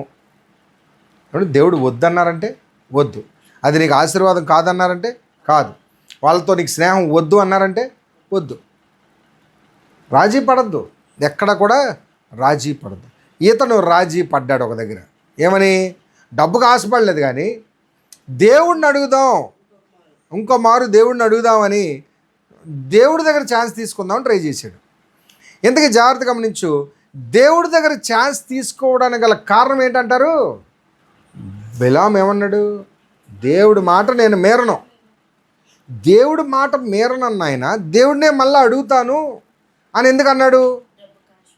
ఆయన ఆశ, ఆయన దురాశ ఎక్కువైపోయింది లోపల. దేవుడు పైరూపాన్నే కాదు, మనసులో ఉన్న ఆలోచనలు గమనించే దేవుడు.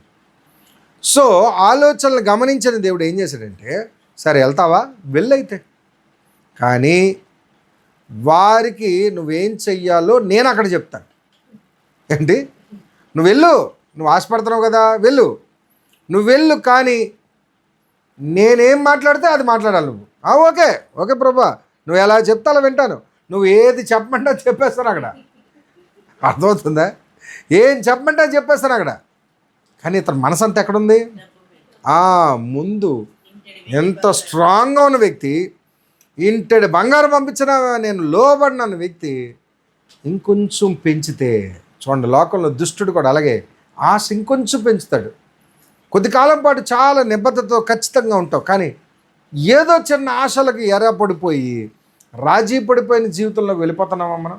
సో కాబట్టి ఇతని హృదయంలో ఏమైపోయిందంటే దురాశ నిండిపోయి దురాశ చేత ఏడవబడి వెళ్తున్నాడు. ఇతడు ఆ చిన్న ఎర్రకి, ఆయనకున్న ఆ యొక్క దురాశకి ఏడవబడి దేవుడి ఆదేశాన్ని మర్చిపోయాడు. అంటే రెండోసారి దేవుడి దగ్గర అడుగుదామని ట్రై చేశాం, కానీ దేవుడు హృదయాన్ని ఎరిగిన దేవుడు అతన్ని పరీక్షిద్దామని వెళ్ళు అన్నాడు. ఈలో బయలుదేరి వెళ్ళాడండి. గాడిద మీద కూర్చున్నాడు. దేవుడు పర్మిషన్ ఇచ్చారు. అక్కడ చూస్తే నాకు బోల్డంత ర్యాన్సం ఉంది, రెడీగా ఉంది. ఏంటి? Prize money. రెండు వైపులా నాకు ప్లస్ పాయింట్లే. దేవుడు ఓకే అన్నారు, అక్కడ డబ్బు వస్తుంది. సో హ్యాపీ ఫీలింగ్ అనమాట. ఇక దేవుడు నాకు చెప్పారు, ఏం చెప్తా చెప్పి మరి నాకే అక్కడ ఏం చెప్పమంటే అక్కడ చెప్తాను, నాకు డబ్బు వచ్చేస్తుంది కదా అనుకున్నాడంట. గాడిద మీద వెళ్తుంటే ఇప్పుడు దేవుడు జాగ్రత్తగా ఉంది. దేవుడు అతనికి ఒక పరీక్ష పెట్టడానికి సిద్ధమయ్యారు. అక్కడ దారి మధ్యలో ఒక దగ్గర ఒక చిన్న సందు వస్తుంది. మన ఊరిలో ఇల్లుల మధ్య సందు ఉంటుంది కదా, అవునా కదా, అవునా? వెనకాల 2 దడులు ఉంటాయి, దడుల మధ్యలో సందు ఉంటుంది. 2 గోడలు ఉంటాయి, గోడల మధ్యలో సందు. అలా ఒక 2 గోడల మధ్య సందులో వెళ్తున్నాడు. యువతలని స్టార్ట్ అయ్యాడు. అవతల ఎండింగ్లో ఒక దేవదూత ఖడ్గమును దూసి నిలబడ్డాడంట. ఖడ్గమును పట్టుకొని దగ్గరికి వెళ్తే వేసేద్దామనే. అసలు నిజంగా ఆ రోజు బిలాము దగ్గరికి వెళ్తే వెంటనే దేవదూత ఖడ్గంతో స్పాట్లో చంపేస్తాడు. దేవదూత నిలబడి ఉంటే వినండి, ఈలోపు జాగ్రత్తగా గమనించండి, ఈ గాడిదకి ఆ దేవదూత కనిపించారంట. గాడిద కనిపించేసరికి గాడిద వెంటనే ముందుకు అడుగు వేయట్లేదు, ఆగిపోయింది. ఎందుకు? ఎవరిని కాపాడడానికి? తన యజమాన్ని కాపాడడానికి. పాపం ఎన్నో కొన్ని సంవత్సరాల నుంచి ట్రావెల్ అవుతున్నాడు, అవునా? నాకు కనిపిస్తున్నాడు దేవదూత, నేను వెళ్ళను అని గాడిద వెళ్ళటం లేదు. ఇది తెలియక ఈ బిలాం ఏం చేస్తున్నాడంట, ఫుల్ చితక కొడేస్తున్నాడు దాన్ని. కదులు కదులు కదులు అని కర్రతో బాధేస్తున్నాడు. అస్సలు కదలట్లేదు. చాలా కోపం వచ్చేస్తుందంట బిలాంకి. టైం అయిపోతుంది. తన ఆశ అంతా ఏంటి, లేట్ అయిపోతే నా డబ్బులు పోతాయి. నాకు అసలుగా 2 వైపులా పర్మిషన్ వచ్చింది, ఇటు దేవుడు ఓకే అన్నారు, అక్కడ బోల్డ్ డబ్బులు ఉన్నాయి అని వెంటనే దీన్ని కొడుతుంటే అదేం చేసిందంట, వెంటనే ఇగో ఇతను కాల్ ఉంది కదా, రైట్ సైడ్ ఇలా కాల్ ఉంటుంది కదా, ఈ కాల్ని గోడకేసి నొక్కుతుందంట. గోడకేసి నొక్కుతుందంట. అంటే మాట్లాడలేని జీవి సిగ్నల్ ఇస్తుంది, ఒరే బాబు ఒరే ముందుకెళ్ళకరా సస్తావు, అక్కడ దేవదూత ఉన్నాడు, ఖడ్గం దూచి ఉన్నాడు, ఒక్కసారి ఖడ్గం ఇసిరాడంటే అయిపోయింది నీ స్పాట్ డెడ్, నువ్వు నేను ఇద్దరు సస్తాం, ఎందుకురా బాబు అని చెప్పి గోడకేసి నొక్కుతుందంట. నన్ను గోడకేసి నొక్కేస్తావా అని చెప్పి దాన్ని బాధేస్తున్నాడట. ఈ బాధేస్తున్న ఈ యొక్క బాధ యెహోవా గమనించారంట. మూగజీవిని కొడుతుంటే మూగజీవికి తగులుతున్న దెబ్బలు దేవుడు గమనించి, వీడికి ఇలా కాదు, వీడికి అర్థం కావట్లేదు అని ఒక అద్భుతాన్ని చేశాడు అక్కడ దేవుడు. ఏంటో అద్భుతం తెలుసా? ఆ మూగజీవికి స్వరం ఇచ్చాడు దేవుడు, మాట్లాడే స్వరం ఇచ్చాడు దేవుడు. గాడిద వెంటనే మాట్లాడడం మొదలుపెట్టింది. గాడిద ఏమంటుందంట, అప్పుడు మొదలుపెట్టిందంట స్పీచ్.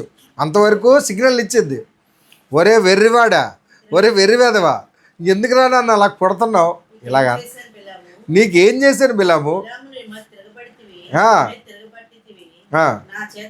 ఇప్పుడు కాదు వినండి, బిలాం అన్నాడంట, ఏంటే నువ్వు, ఎన్నాళ్ళు నిన్ను పెంచాను కదా, పోషించాను కదా, నా మీద తిరగబడుతున్నావు ఏంటి, నేను నిన్ను ఎలా పెంచాను, నిన్ను ఎలా చూసుకున్నాను, టైంకి గడ్డి పెట్టాను, ఏమంటే పాలిచ్చాను, అన్నీ చేస్తాను కదా, నీకు మంచి స్నానం చేయించాను, అన్నీ చేస్తే నా మాట వినవా అని అన్నాడట. నేనేం చేశాను బిలాము, నీకు అసలు విషయం తెలియట్లేదు. నేను ఏం చేశాను అన్నప్పుడు చూడండి, ఒకసారి ఆలోచించండి. ఈ సంభాషణ ఈ గాడిద అంటున్నప్పుడు వెంటనే ఈయన ఏమన్నాడంట, చదవండి ఒకసారి. అందుకు గాడిద ఏమన్నదంట, నేను ఇప్పుడు నేను నీ దాన అయిన మొదలుకొని, అంటే నీ ఇంటికి వచ్చిన దగ్గర నుంచి నువ్వు నన్ను నేటి వరకు నువ్వు ఎక్కుచూ వచ్చుచున్నా, అంటే నువ్వు మోస్తూ నడిపిస్తున్న గాడిదని కానా, నీకు ఎప్పుడైనా ఇలా చేశానా అని బిలాముతో అనగానే బిలాము ఏమన్నాడు చదువు. అతడు వెంటనే, లేదు నువ్వు ఎప్పుడు అలా చేయలేదు. ఎప్పుడైనా మన హృదయము ఈ లోక సంబంధమైన ఆశలతో నింపుపడి ఉన్నప్పుడు అంధత్వంతో నిండిపోతాం, ఏమండి, అర్ధరహితంగా ఉండలేం. సో బిలాము హృదయం అలా నిండిపోయింది కాబట్టి ఏం కనిపించలేదంట, దేవదూత కనిపించడం పక్కన పెట్టు, గాడిద మాట్లాడుతుంటే అసలు దాంతో మాటలు కలిపేస్తున్నాడు. లేదు నువ్వెప్పుడు అలా చేయలేదులే, ఓకే వెరీ గుడ్ అని ఆలోచించాలి కదా. ఆలోచన లేదు, వివేచన లేదు. గాడిద అన్నదంట, ఒరే నీకు కళ్ళు కనిపించట్లేదు. ఇక్కడ చూడండి, గాడిదకు కనిపించినది బిలాముకు కనిపించలేదు. ఈరోజు మన జీవితంలో కూడా నువ్వు చూడలేనిది దేవుడు నీతో మాట్లాడుతున్నాడు. దేవునికి స్తోత్రం చెప్పండి, హల్లెలూయా. అలా చెప్పిన తర్వాత చదవండి. బిలాము కనులు తెరిచెను గనుక దూసిన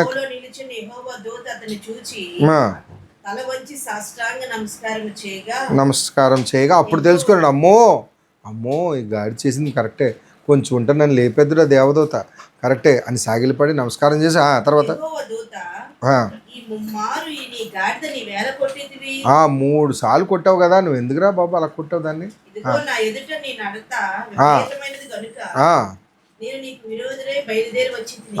నువ్వు కొంచెం ఉంటే ఈ ఎండింగ్ దాకా వచ్చి లేపెద్దును కూడా అని అన్నాడు.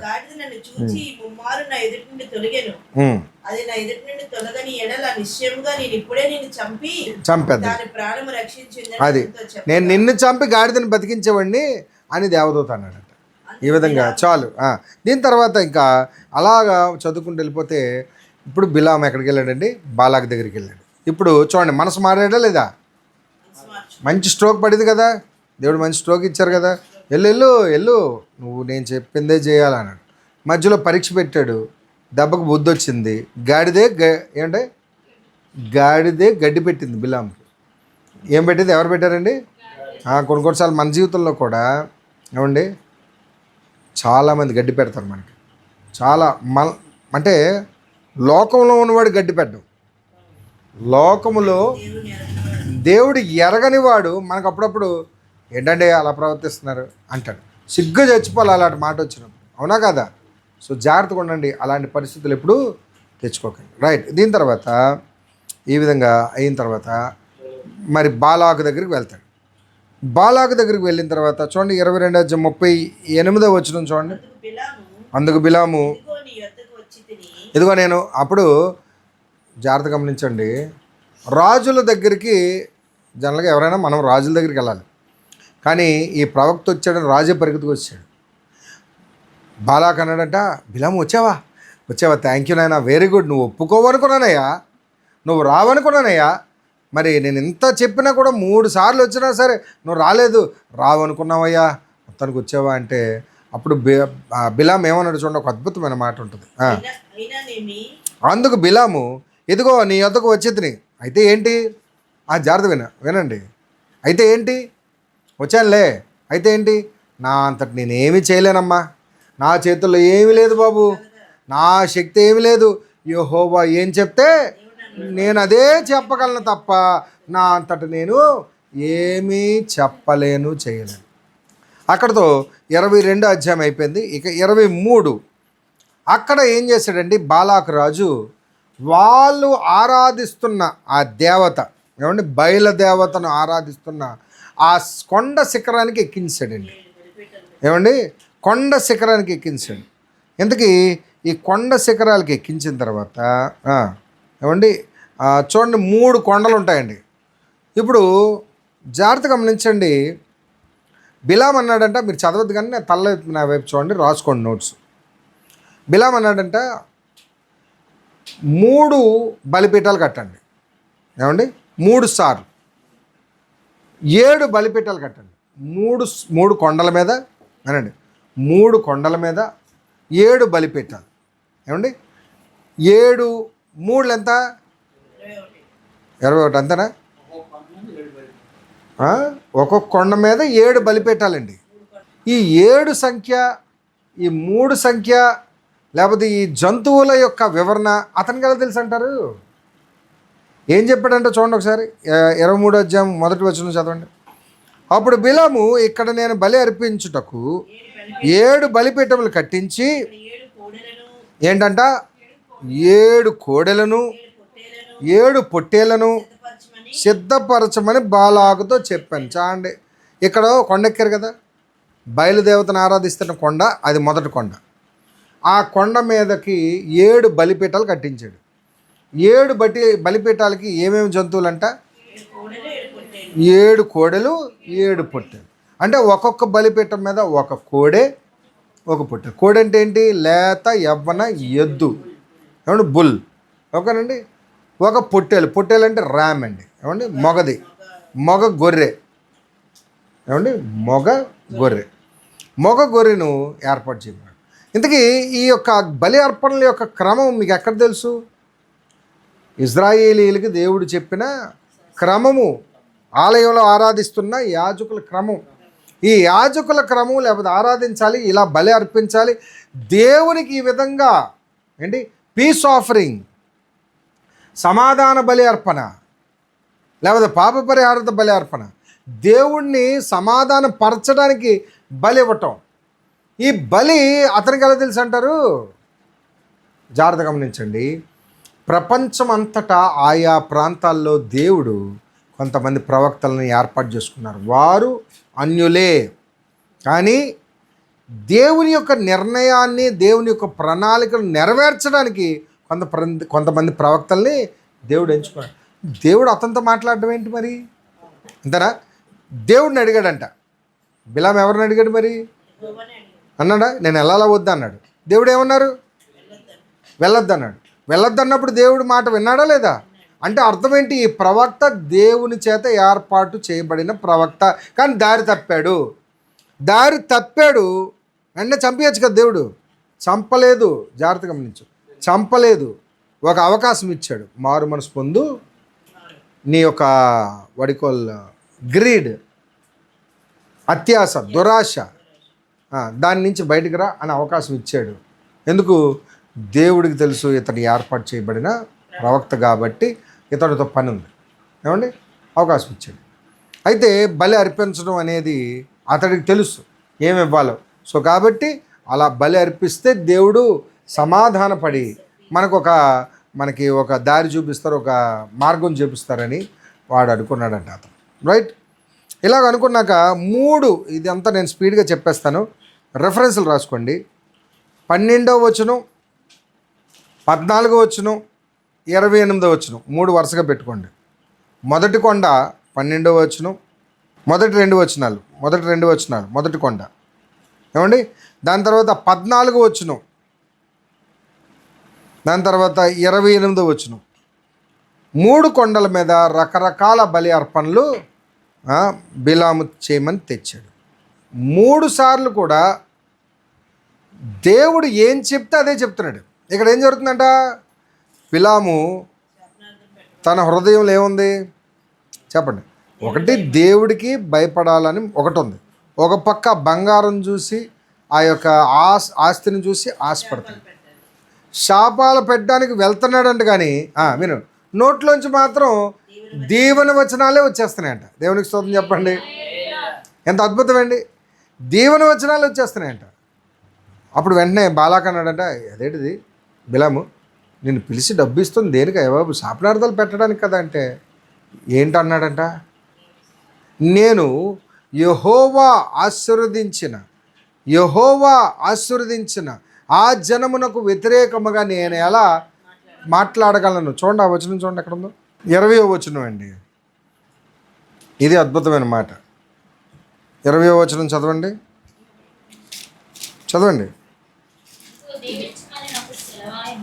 అదిగో దీవించమని నాకు సెలవాయను, ఆయన దీవించను, నేను దాన్ని మార్చలేను. అండర్లైన్ చేసుకోండి. ఏంటంట? దీవించమని సెలవాయను అంతే. God commanded that I should bless and I can't change it. నేను మార్చలేను అన్నాడట. ఎంత అద్భుతమైన మాట అండి. I can't change it. Behold I received a commandment to bless and he hath blessed and I cannot reverse it. నేను తిప్పి కొట్టలేను, తిరగరాయలేను. So మన జీవితంలో కూడా దేవుడు ఒక శాసనం రాశారంటే ఏ మానవుడు కూడా దాన్ని తిప్పలేడు. దేవునికి స్తోత్రం చెప్పండి.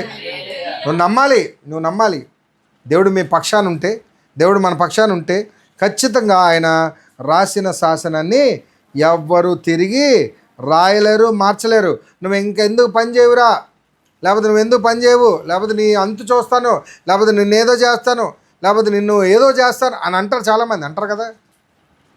నువ్వు ఎలా బ్రతుకుతావో చూస్తారు కదా, నువ్వు ఎలా ఎదుగుతావో చూస్తారు కదా, చూస్తానులే అన్న మాటలు కూడా వినండి, తిరగ రాసేస్తాడు దేవుడు. ఏంటంట?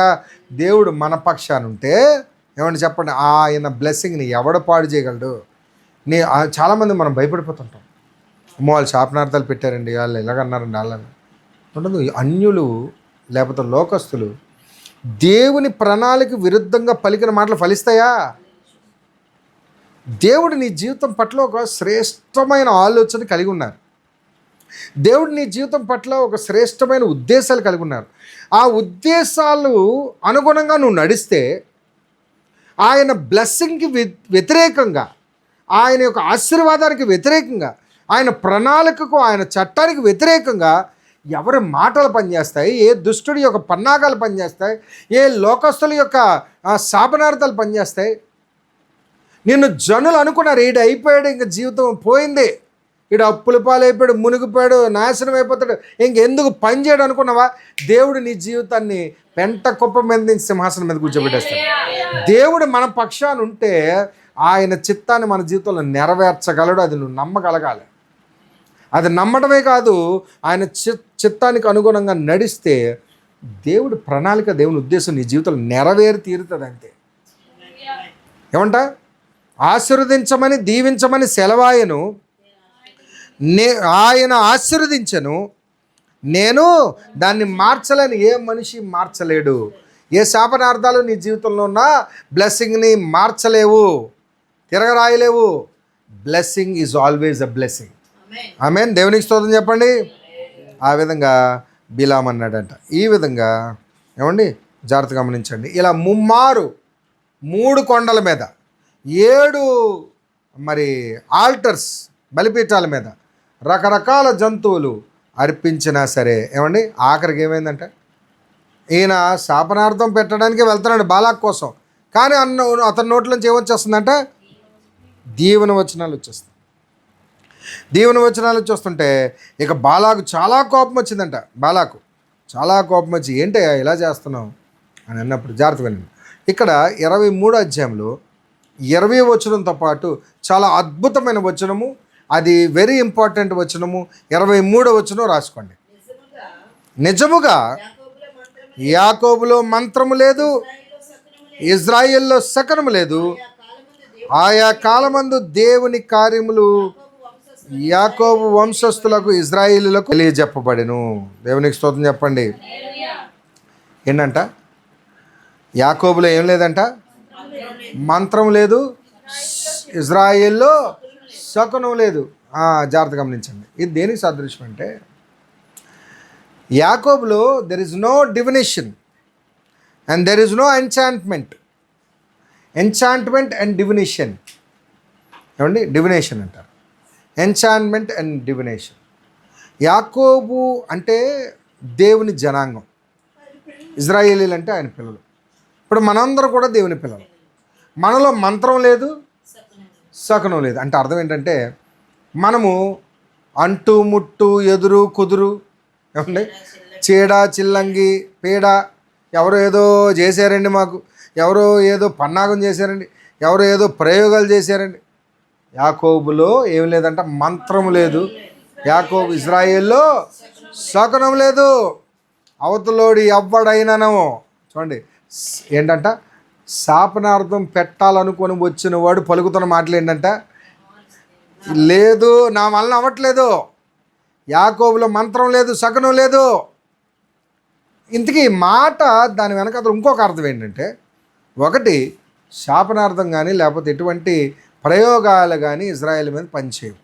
ఏమండి, ఇంతకీ ఇది ఎందుకు అంటున్నాడంటే జాగ్రత్తనండి, దీనికి ఒక విశేషమైన సందర్భం ఉంది, నేను మీకు అది చెప్పాలి. మొన్న ఉగాది రోజున నేను చాలామందికి మీ అందరికీ కూడా ఉగాది శుభాకాంక్షలు, ఈ క్రొత్త సంవత్సరపు దీవెనలు మీ అందరికి ఉండునుగాక.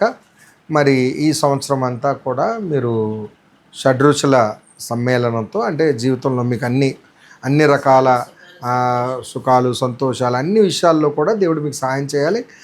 బ్లెస్సెడ్ ఇయర్ అని బ్లెస్సింగ్ ఇచ్చాను. సో అర్థవంతంగా ఉండాలి ఒక మెసేజ్. అయితే తిరిగి ఒక అతను నాకు అదేదో పేరు ఉంటుంది కదా, ఈ సంవత్సరానికి పెట్టిన పేరు ఏదో సంథింగ్, ఆ పేరుతో ఉగాది పేరు చెప్తారు. ప్రత్యేకంగా ఆ పేరు చెప్తేనే బ్లెస్సింగ్ వస్తుందని వాళ్ళ ఫీలింగ్, అంతేనా, వాళ్ళ నమ్మకం. తప్పలేదు. అప్పుడు నేను అన్నాను, నాకు అర్థం కాలేదండి అన్నాను. అంటే మీరేం విష్ చెప్తున్నారో నాకు అర్థం కాలేదన్న. ఇందులో అర్థం కాకపోవడానికి ఏముందండి అన్నాడు. అవునండి, నిజంగా నాకు అర్థం కాలేదు. ఇప్పుడు నేను విష్ చెప్పానంటే ఒక అర్థవంతంగా చెప్పాను. ఏమని, క్రొత్త సంవత్సరపు దీవెనలు మీకు ఉండాలి. ఇది తెలుగు కొత్త సంవత్సరం, మనం తెలుగు ప్రజలం కాబట్టి ఈ తెలుగు ప్రజలందరూ కలిపి క్రొత్త సంవత్సరాన్ని మనం అనుకుంటున్నాం కాబట్టి ఈ సంవత్సర కాలం అంతా మీ జీవనము, మీ దినములు, మీ కుటుంబాలని క్షేమంగా ఉండాలి, మీరు ఆశీర్వదించబడాలి, మీరు అన్ని విషయాల్లో బాగుండాలని నేను కోరుకుంటున్నాను. దేవుడు మిమ్మల్ని సహాయం చేయను గాక. God bless you. ఇది ఒక అర్థవంతమైన బ్లెస్సింగ్. ఇది ఇప్పుడు కొన్ని పదాలు చెప్పు లేకపోతే పేర్లు చెప్పి అర్థం కాని భాష కలిగిన పేర్లు చెప్పడం వల్ల ఆ బ్లెస్సింగ్ నాకు ఎలాగ అర్థమవుతుంది, అది నేను అవును నాకు జరగాలని నేను ఎలా కోరుకుంటాను. అందుకే నాకు అర్థం కాలేదు అన్నాను. దీంట్లో అర్థం కాకపోవడానికి ఏముంది అన్నాను. దీని అర్థం నేను ఎందుకు అలాగ అన్నానంటే, నాకు తెలియక కాదు, ఆ యొక్క పేరు అలా పెడతారని. అంటే ప్రతి సంవత్సరం ఉగాదికి ఒక్కొక్క సంవత్సరం ఒక్కొక్క పేరు ఉంటుంది. ఆ పేరెత్తి పలికితేనే బ్లెస్సింగ్ వస్తుంది అనుకునే ఒక విశ్వాసాలు ఉన్నారు. కానీ ఈ విశ్వాసానికి బదులుగా యేసుక్రీస్తు చెప్పిన మాట ఒకటి మనము బైబిల్లో ఉంటుంది, చూద్దాం ఒకసారి. అదే మరి మత్తయి సువార్త 6వ అధ్యాయం, మత్తయి సువార్త 7వ వచనం. మరియు మీరు ప్రార్థన చేయనప్పుడు అన్యజనుల వలె వ్యర్థమైన మాటలు వచింపవద్దు. అన్యజనుల వలె వ్యర్థమైన మాటలు వచింపవద్దు. విస్తరించి మాట్లాడుట వలన, విస్తరించి చాంటింగ్ చేయటం వలన తమ మనవి వినబడును అనుకొని వారు తలంచుకుంటున్నారండి. అన్యులలో ఉన్న సాంప్రదాయం ఏంటంటే విస్తారమైన మంత్రాలు, విస్తారమైన చాంటింగ్. ఏమండి, ఆ పారాయణం చెయ్యాలి, అలాగా పలకాలి. ఆ మాటలన్నీ ఏంటంటే పారాయణం చేస్తూనే ఉండాలి, అవన్నీ రాస్తూనే ఉండాలి, జపం చేస్తూ ఉండాలి. ఆ మాట పలకాలి. ఆ పలకడం వలన వింటున్నారా, ఆ పలుకుతూనే ఉంటేనే మీకు బ్లెస్సింగ్ అని అనుకుంటారు వాళ్ళు. మీకు ఏం కావాలో నాకు తెలుసు, దేవుడు అంటున్నాడు. రహస్యమందున్న దేవుణ్ణి, రహస్యమందును లోపలికి వచ్చి ప్రార్థన చేయి. అన్యుల వలె విస్తారమైన మాటలు పలకవద్దు. అందుకే ఇక్కడ అంటున్నాడు, యాకోబులో మంత్రం లేదు, ఇజ్రాయేల్లో శకునం.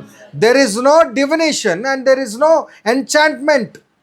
ఎంచాంట్మెంట్ అంటే ఇశ్రాయేలీల్లో, అంటే దేవుని పిల్లలు అన్యుల వలె విస్తారమైన మాటలు పలకూడదు. ఇంకా మీరు వారి వలె ఉండకూడదు, మీరు మీ తండ్రిని అడుగక మునిపే మీకు అక్కరగా ఉన్నవేవో నాకు తెలుసు. దేవుడికి తెలుసు. God knows what you want. నువ్వు విస్తారమైన పద్యాలు, విస్తారమైన మంత్రాలు, విస్తారమైన మాటలు పలుకుతడం వలన అక్కడ వాళ్ళు జనరల్గా అంటే వాళ్ళ ఆలోచన ఏంటంటే విస్తారమైన మంత్రాలు పలకటం వలన అక్కడ ఆ దేవతలన్నీ వస్తారని, దేవుళ్ళు వస్తారని వాళ్ళ ఆలోచన, నమ్మకం. తప్పులేదు, వాళ్ళ నమ్మకం. కానీ జాగ్రత్త గమనించు, యేసుక్రీస్తు చెప్పిన మాట ఏంటి తెలుసా? దేవుడు అనబడినవాడు నీ హృదయ ఆలోచనలు ఎరిగిన వాడై ఉండాలి. నీకు ఏది అవసరమో ఆయనకి తెలిసై ఉండాలి. అతనికి తెలుసు కనుక నువ్వు విస్తారమైన మాటలు పలకవసరం లేదు.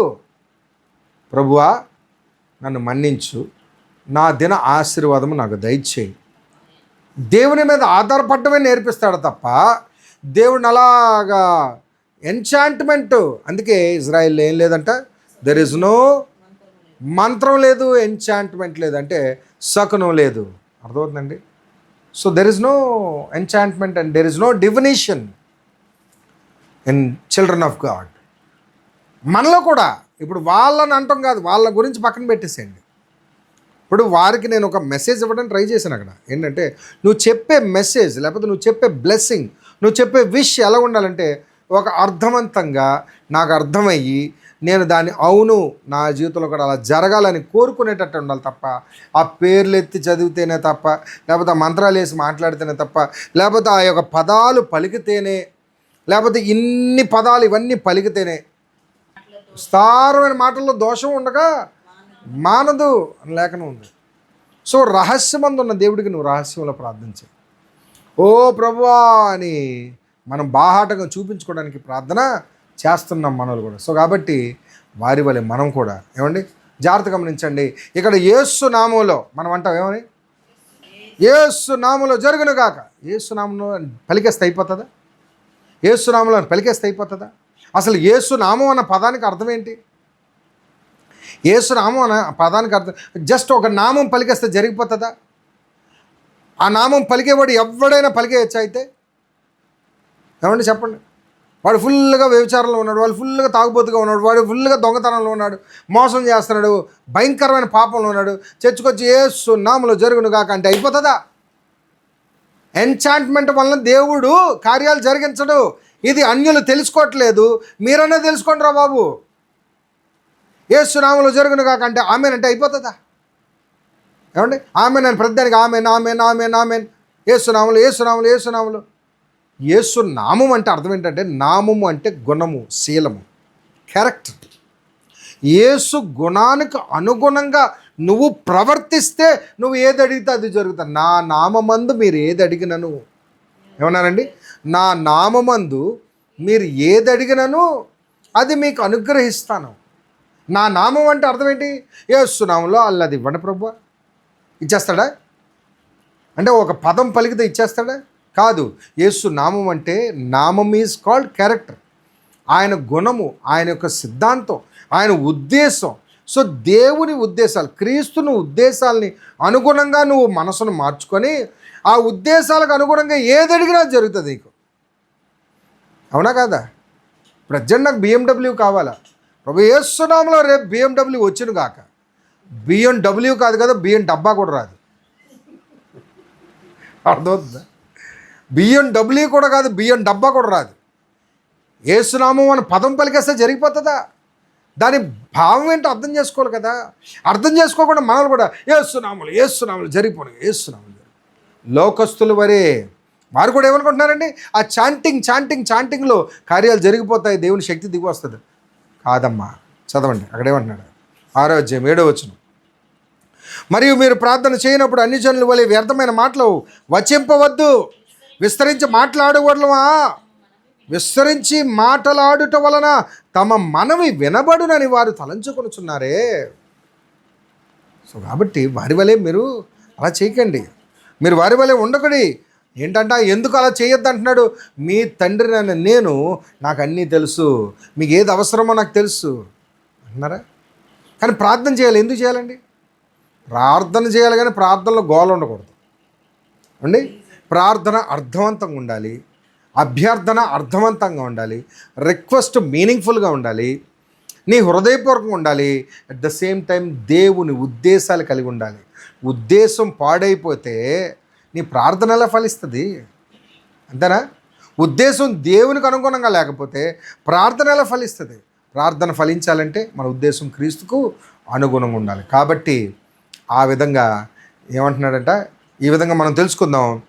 అన్యులు వాళ్ళకి తెలియచెప్పాలి. మనం కూడా, వారు అనుకుంటారు చాంటింగ్లో మహిమ ఉంది అనుకుంటారు. చాంటింగ్లో ఏ శక్తి లేదు. దేవునికి హృదయపు శుద్ధి కలిగి ఒక్క మాట, శిలువ మీద చనిపోతూ పక్కనున్న మరొక దొంగ, యేసు ప్రభుతో పాటు సెలవు వేయబడిన ఒక దొంగ చనిపోతే ఒక్కటే ఒక మాట అన్నాడు. ఆ పక్కనున్న ఇంకొక దొంగ అన్నాడు, ఏమన్నాడంట, మేమైతే పాపం చేసి ఉన్నాం, ఈ శిక్షకి మమ్మల్ని కూడా విడిపించు, నువ్వు రాజు కదా, నువ్వు దేవుడు కదా, నువ్వు దేవుని కుమారుడు కదా, నువ్వు విడిపించుకో, మమ్మల్ని విడిపించా అన్నాడంట. అంటే ప్రశ్నించాడంట. కానీ పక్కనున్న ఇంకో మంచి మారు మనసు పొందిన దొంగ అన్నాడంట, అరే ఒరే మూర్ఖుడా, అలా మాట్లాడుతావేంట్రా, మనం అంటే దుర్మార్గమైన పనులు చేసాం కాబట్టి ఈ శిలువ మీద మరణించడానికి అర్హత మనకు ఉంది, కానీ అతడైతే ఏ పాపము చేయలేదు. ప్రభువా నువ్వేమనుకోద్దు అతని మాటలు, నేనైతే మాత్రం పాపిని నేను తెలుసుకున్నాను, నువ్వు దేవుడు అని నేను తెలుసుకుంటున్నాను, నువ్వు రక్షకుడు అని తెలుసుకుంటున్నాను, నువ్వు రక్షకుడు నా కొరకు మరణిస్తావు అని నాకు అర్థమైంది. ఇదిగో నీ రాజ్యంలో నన్ను జ్ఞాపకం చేసుకో. ఒక్క మాట అండి, ఒక్క మాట అండి, ఒకే ఒక్క మాట, నీ రాజ్యంలో నన్ను జ్ఞాపకం చేసుకో. అక్కడ విస్తారమైన చాంటింగ్ చేయలేదు అతను, విస్తారమైన శ్లోకాలు, పద్యాలు, ప్రార్థనలు, ఏసునాములు ఏసునాములు అనలేదు ఆయన. ఒకటే ఒక మాట, హృదయశుద్ధి కలిగి, జస్ట్ క్లీన్ హార్ట్తో, మారు మనసు కలిగి, దేవుని ఉద్దేశాలకు అనుగుణంగా ఒక్క మాట అన్నాడండి. ఆ ఒక్క మాట ఆయన జీవితాన్ని మార్చేసింది. ఏమన్నారంటే ప్రభువైన యేసుక్రీస్తు ఏమన్నారంట, ఎస్ నేడు నీవు నాతో కూడా పరదేశంలో ఉంటావు, today now you will be with me in the paradise. నువ్వు ప్రార్థన ఫలించింది అన్నాడట. ఎంత అద్భుతమండి. దేవుడికి మనకేం కావాలో తెలుసు. సో మన ప్రార్థన ఎందుకు చేయాలంటే ఆయన మీద ఆధారపడడం నేర్పిస్తాడు. కానీ ఆధారపడడం ఉద్దేశం లేకుండా, ఆయన గుణం లేకుండా, నీ సొంత ఆలోచనలతో చాంటింగ్ చేయటం వలన ఏ లాభం ఉండదు. ఇదే మాట నువ్వు గమనించుకోవాలి. క్రైస్తవుడా గమనించుకో. లోకస్తులు అలా చేశారనుకో, వాళ్ళకి చెప్పు, నేను చెప్పడానికి ప్రయత్నించాను. సో కాబట్టి అటు రీతిగా ఇది దాని యొక్క సమాధానం. అందుకు అతను ఏమన్నాడంట, యాకోబులో ఏం లేదండి, ఏ మంత్రము లేదు, ఇశ్రాయేల్లో శకునం లేదు. దేవునికి స్తోత్రం చెప్పండి, హల్లెలూయా. యాకోబులో మంత్రం లేదు, ఇశ్రాయేల్లో శకునం లేదు. అక్కడతో 23వ అధ్యాయం అయిపోయింది. మీకు చెప్పాను ఈ సందర్భం అంతా 24వ అధ్యాయం 9వ వచనం వరకు ఉంటుంది. ఓకే, ఇప్పుడు 24వ అధ్యాయంకి వచ్చేద్దాం. ఇప్పుడు మన సబ్జెక్ట్ మళ్ళీ 24వ అధ్యాయము 9వ వచనం వరకు ఈ యొక్క బలిలు అర్పించడం అంతా జరుగుతుంది. ఇప్పుడు 10వ వచనంకి వచ్చేద్దాం. 24వ అధ్యాయం 10వ వచనంలో బాలాక్ అన్నాడంట, ఏంటి నువ్వు ఇంత చేస్తున్నావు కానీ నీ వలన అంటే దేవుడు నిన్ను ఎంచుకోలేదు, ఎన్నదగిన వాడు కాదు, నువ్వు యూజ్లెస్ అన్నాడట. అవునులేరా బాబు, నేను యూజ్లెస్సే అన్నాడట. చదవండి 10వ వచనం 11. అప్పుడు బాలాకు కోపము బిలాం మీద మండెను.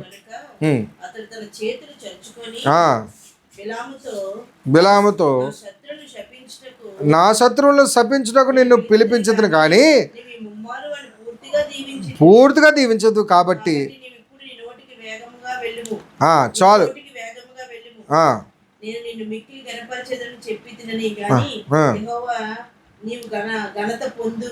నీవు ఘనత పొందకుండా ఆటంకపరిచిన నేను అంటే you are useless, you are not selected అన్నాడు.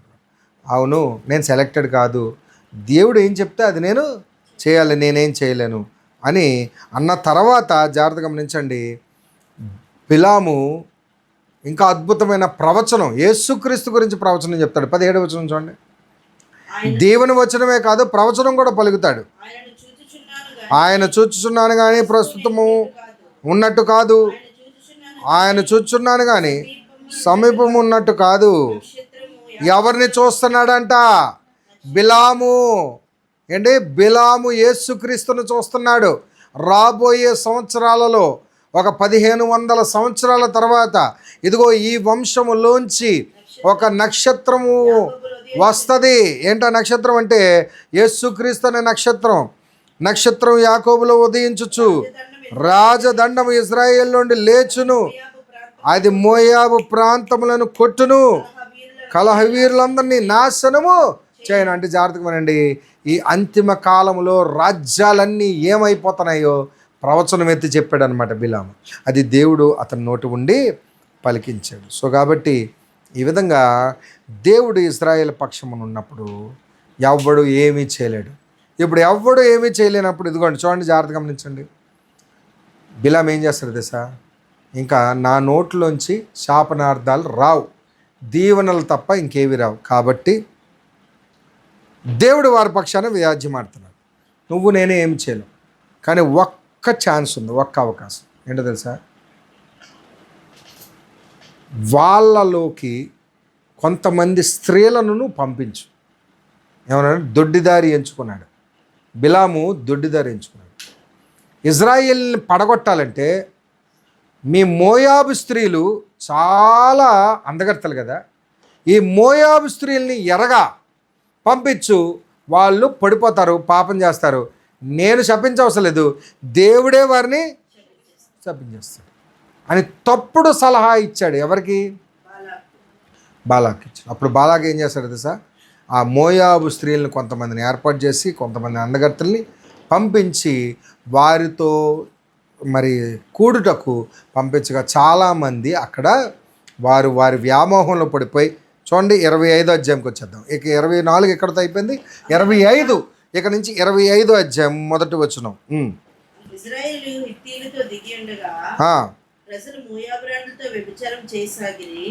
ఏంటంటే ప్రజలు ఎక్కడ దిగారండి ఇప్పుడు?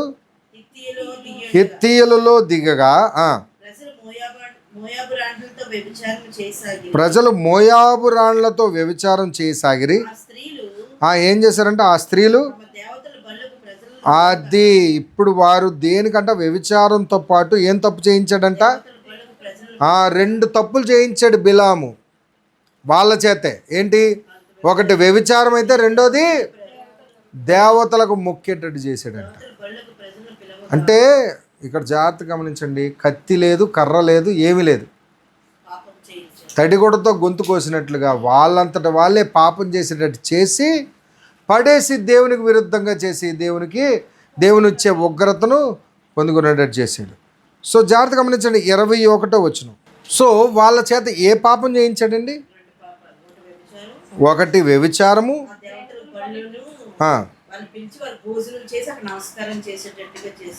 అలా అంటే 2 పాపాలు చేశారు వాళ్ళు. అలా పాపం చేయగానే వెంటనే దేవుని ఉగ్రత వారి మీద దిగి వచ్చి అనేక మందిని చంపేసింది. చూడండి 9వ వచనంకి రండి. 24,000 మంది ఆ తెగులు చేత చనిపోయారు. ఎంతమంది చనిపోయారండి పాపం వల్ల? బిలాము అనుకున్నట్లుగా జరిగింది. చూసారా? బాలాకు ఏం చేయడానికి ట్రై చేశాడు? వాళ్ళని ఓడించడానికి. అంటే ఏంటంటే వారు పాపం చేయటం వల్ల దేవునికి విరుద్ధంగా వాళ్ళే ప్రవర్తిస్తారు కాబట్టి దేవుడే వారిని చంపేస్తాడు అని చెప్పి ఈ విధంగా చేశారు. అలాగన 25వ అధ్యాయం 9వ వచనంలో 24,000 మంది ఆ తెగులు చేత చనిపోయారు. అప్పుడు దీని తర్వాత మరలా ఇంకో సందర్భం జరుగుతుంది. ఇక్కడ చూడండి, తలెత్తిన చూడండి. దీని తర్వాత ఫినెహాస్ అని ఒక వ్యక్తి ఉంటాడు. ఫినెహాస్ ఎవరంటే ఎలియాజరు కొడుకు. ఎవరండి? ఎలియాజరు ఎవరు? అహరోనుకి మనవడు, మోషే గారికి మనవడు, అంతే కదా. అహరోను గారు మనవడు, ఎలియాజర్ అనే కొడుకండి. ఇప్పుడు ఈ ఫినెహాస్ ఏం చేస్తాడంటే, ఇక్కడ మరొక సందర్భం జరుగుతుంది. ఇక్కడ చాలామంది చనిపోయారు, మళ్ళా మోషే గారు ప్రార్థన చేస్తారు, బ్రతుకుతారు. ఓకే, ఇంతమంది ఒక పక్క చచ్చిపోతుంటే ఇంకో పెద్ద మనిషి వెళ్ళి ఒక మోయాబు స్త్రీతో ఒక గుడారంలోకి వెళ్ళి వ్యభిచారం చేస్తున్నాడు. వ్యభిచారం చేస్తుంటే ఇది గమనించిన ఫినెహాస్, ఎవరితను? ఎలియాజరు యొక్క కొడుకు, గమనించి, ఎరా నీకు అసలు బుద్ధి ఉందా? ఎంతమంది అక్కడ చచ్చిపోతుంటే దేవుడు ఉగ్రత దిగి వస్తుంటే నీకు బుద్ధి లేదా అని వెంటనే ఓ ఈటని తీసుకొని, జాగ్రత్తగా ఈటని తీసుకొని ఆ గుడారం లోపలికి వెళ్ళి, ఎక్కడైతే వ్యభిచారం చేస్తున్నారో గుడారం లోపలికి వెళ్ళి ఇద్దరిని ఒకటే పోటుకి, ఒక్క పోటుతో అతని పక్కనున్న ఆవిడ ఇద్దరికి ఒకటే పోటుతో చంపి ఆ స్త్రీని చంపేశాడు, ఈ యొక్క ఇజ్రాయేలీని చంపేశాడు. ఇలా చంపగానే దేవుడు అది చూసి ఏమన్నాడంటే, వెంటనే చదవండి 10వ వచనం నుంచి చదవండి, 10 నుంచి 15 వరకు. అప్పుడు యెహోవా మోషేకు ఇలాగ ఆజ్ఞించాడు, యాజకుడైన మోషే అహరోని యొక్క మనవడైన ఎలియాజరు కుమారుడైన ఫినెహాసు వారి మధ్యన నేను ఓర్వలేని దాన్ని తాను ఓర్వలేకపోవటం వలన ఇశ్రాయేలీల మీద నుండి నా కోపము మళ్లించను గనుక నేను ఓర్వలేకయుండి ఇశ్రాయేలీలు నశింప చేయలేదు. జాగ్రత్తగా గమనించండి. దేవుడు అంటున్నారు, నేను ఒక విషయాన్ని చూడలేకపోతున్నాను, చూడలేని విషయాన్ని తాను కూడా చూడలేనట్టుగా, నేను ఎలా రోషంగా ఉన్నానో అతడు అలా రోషంగా ఉన్నాడు. నేను ఎలాగైతే కోపం వచ్చింది నాకు అతనికి అలా కోపం వచ్చింది. నేను ఎలాగైతే అసహించుకున్నానో అతనికి అలా అసహించుకున్నాడు. కాబట్టి నా వలే రోషంగా ఉన్నాడు. కాబట్టి ఏం చేశాడంట, ఇది నిత్యమైన కట్టడని ఇక మీదట ఫినెహాసుని ఏం చేశాడంటే చదవండి. కాబట్టి నీవు అతనితో ఇట్లనుము, అతనితో నేను నా సమాధాన నిబంధన చేయుచున్నాను, అది నిత్యమైన యాజక నిబంధనగా అతనికి అతని సంతానమునకు కలిగియుండును. ఏలయనగా అతడు తన దేవుని విషయంలో ఆసక్తి గలవాడై ఇశ్రాయేలీల నిమిత్తము ప్రాయశ్చిత్తము చేసెను. చంపబడిన వారి పేరు ఏంటంట, జిమి.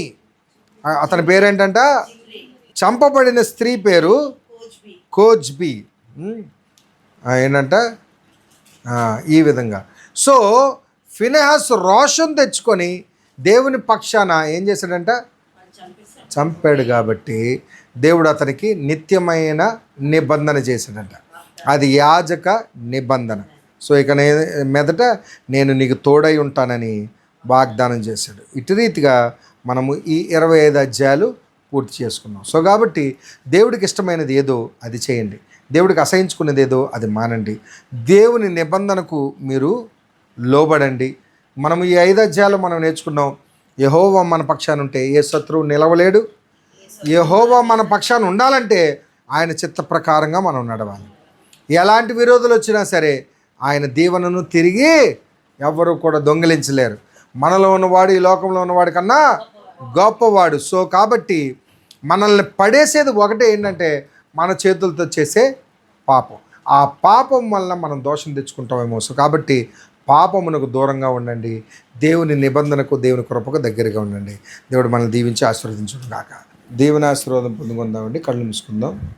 మన పరమ తండ్రి అయిన దేవుని యొక్క కృప, మన ప్రభువును రక్షకుడైన యేసుక్రీస్తు సమాధానము, పరిశుద్ధాత్మ దేవుని యొక్క శక్తివంతమైన సహవాసము సన్నిధి, ఇదిగో ఈ లేఖన భాగంలో మనం నేర్చుకున్న విషయాలన్నీ మన జీవితంలో దాన్ని పాటించేవాళ్ళ, దేవుని నిబంధనకు లోబడుతూ పాపము జోనికి వెళ్లకుండా, మన దీవెనను పోగొట్టుకోకుండా దేవుని కృపలో కొనసాగడానికి మనోనేత్రాలు వెలిగించబడి ఆయన నీతి సూర్యుడై మన మీద ఉదయించులాగన ఆయనతో మనం ప్రయాణము సాగించి ఆయనలో వర్ధిల్లుదుముగాక.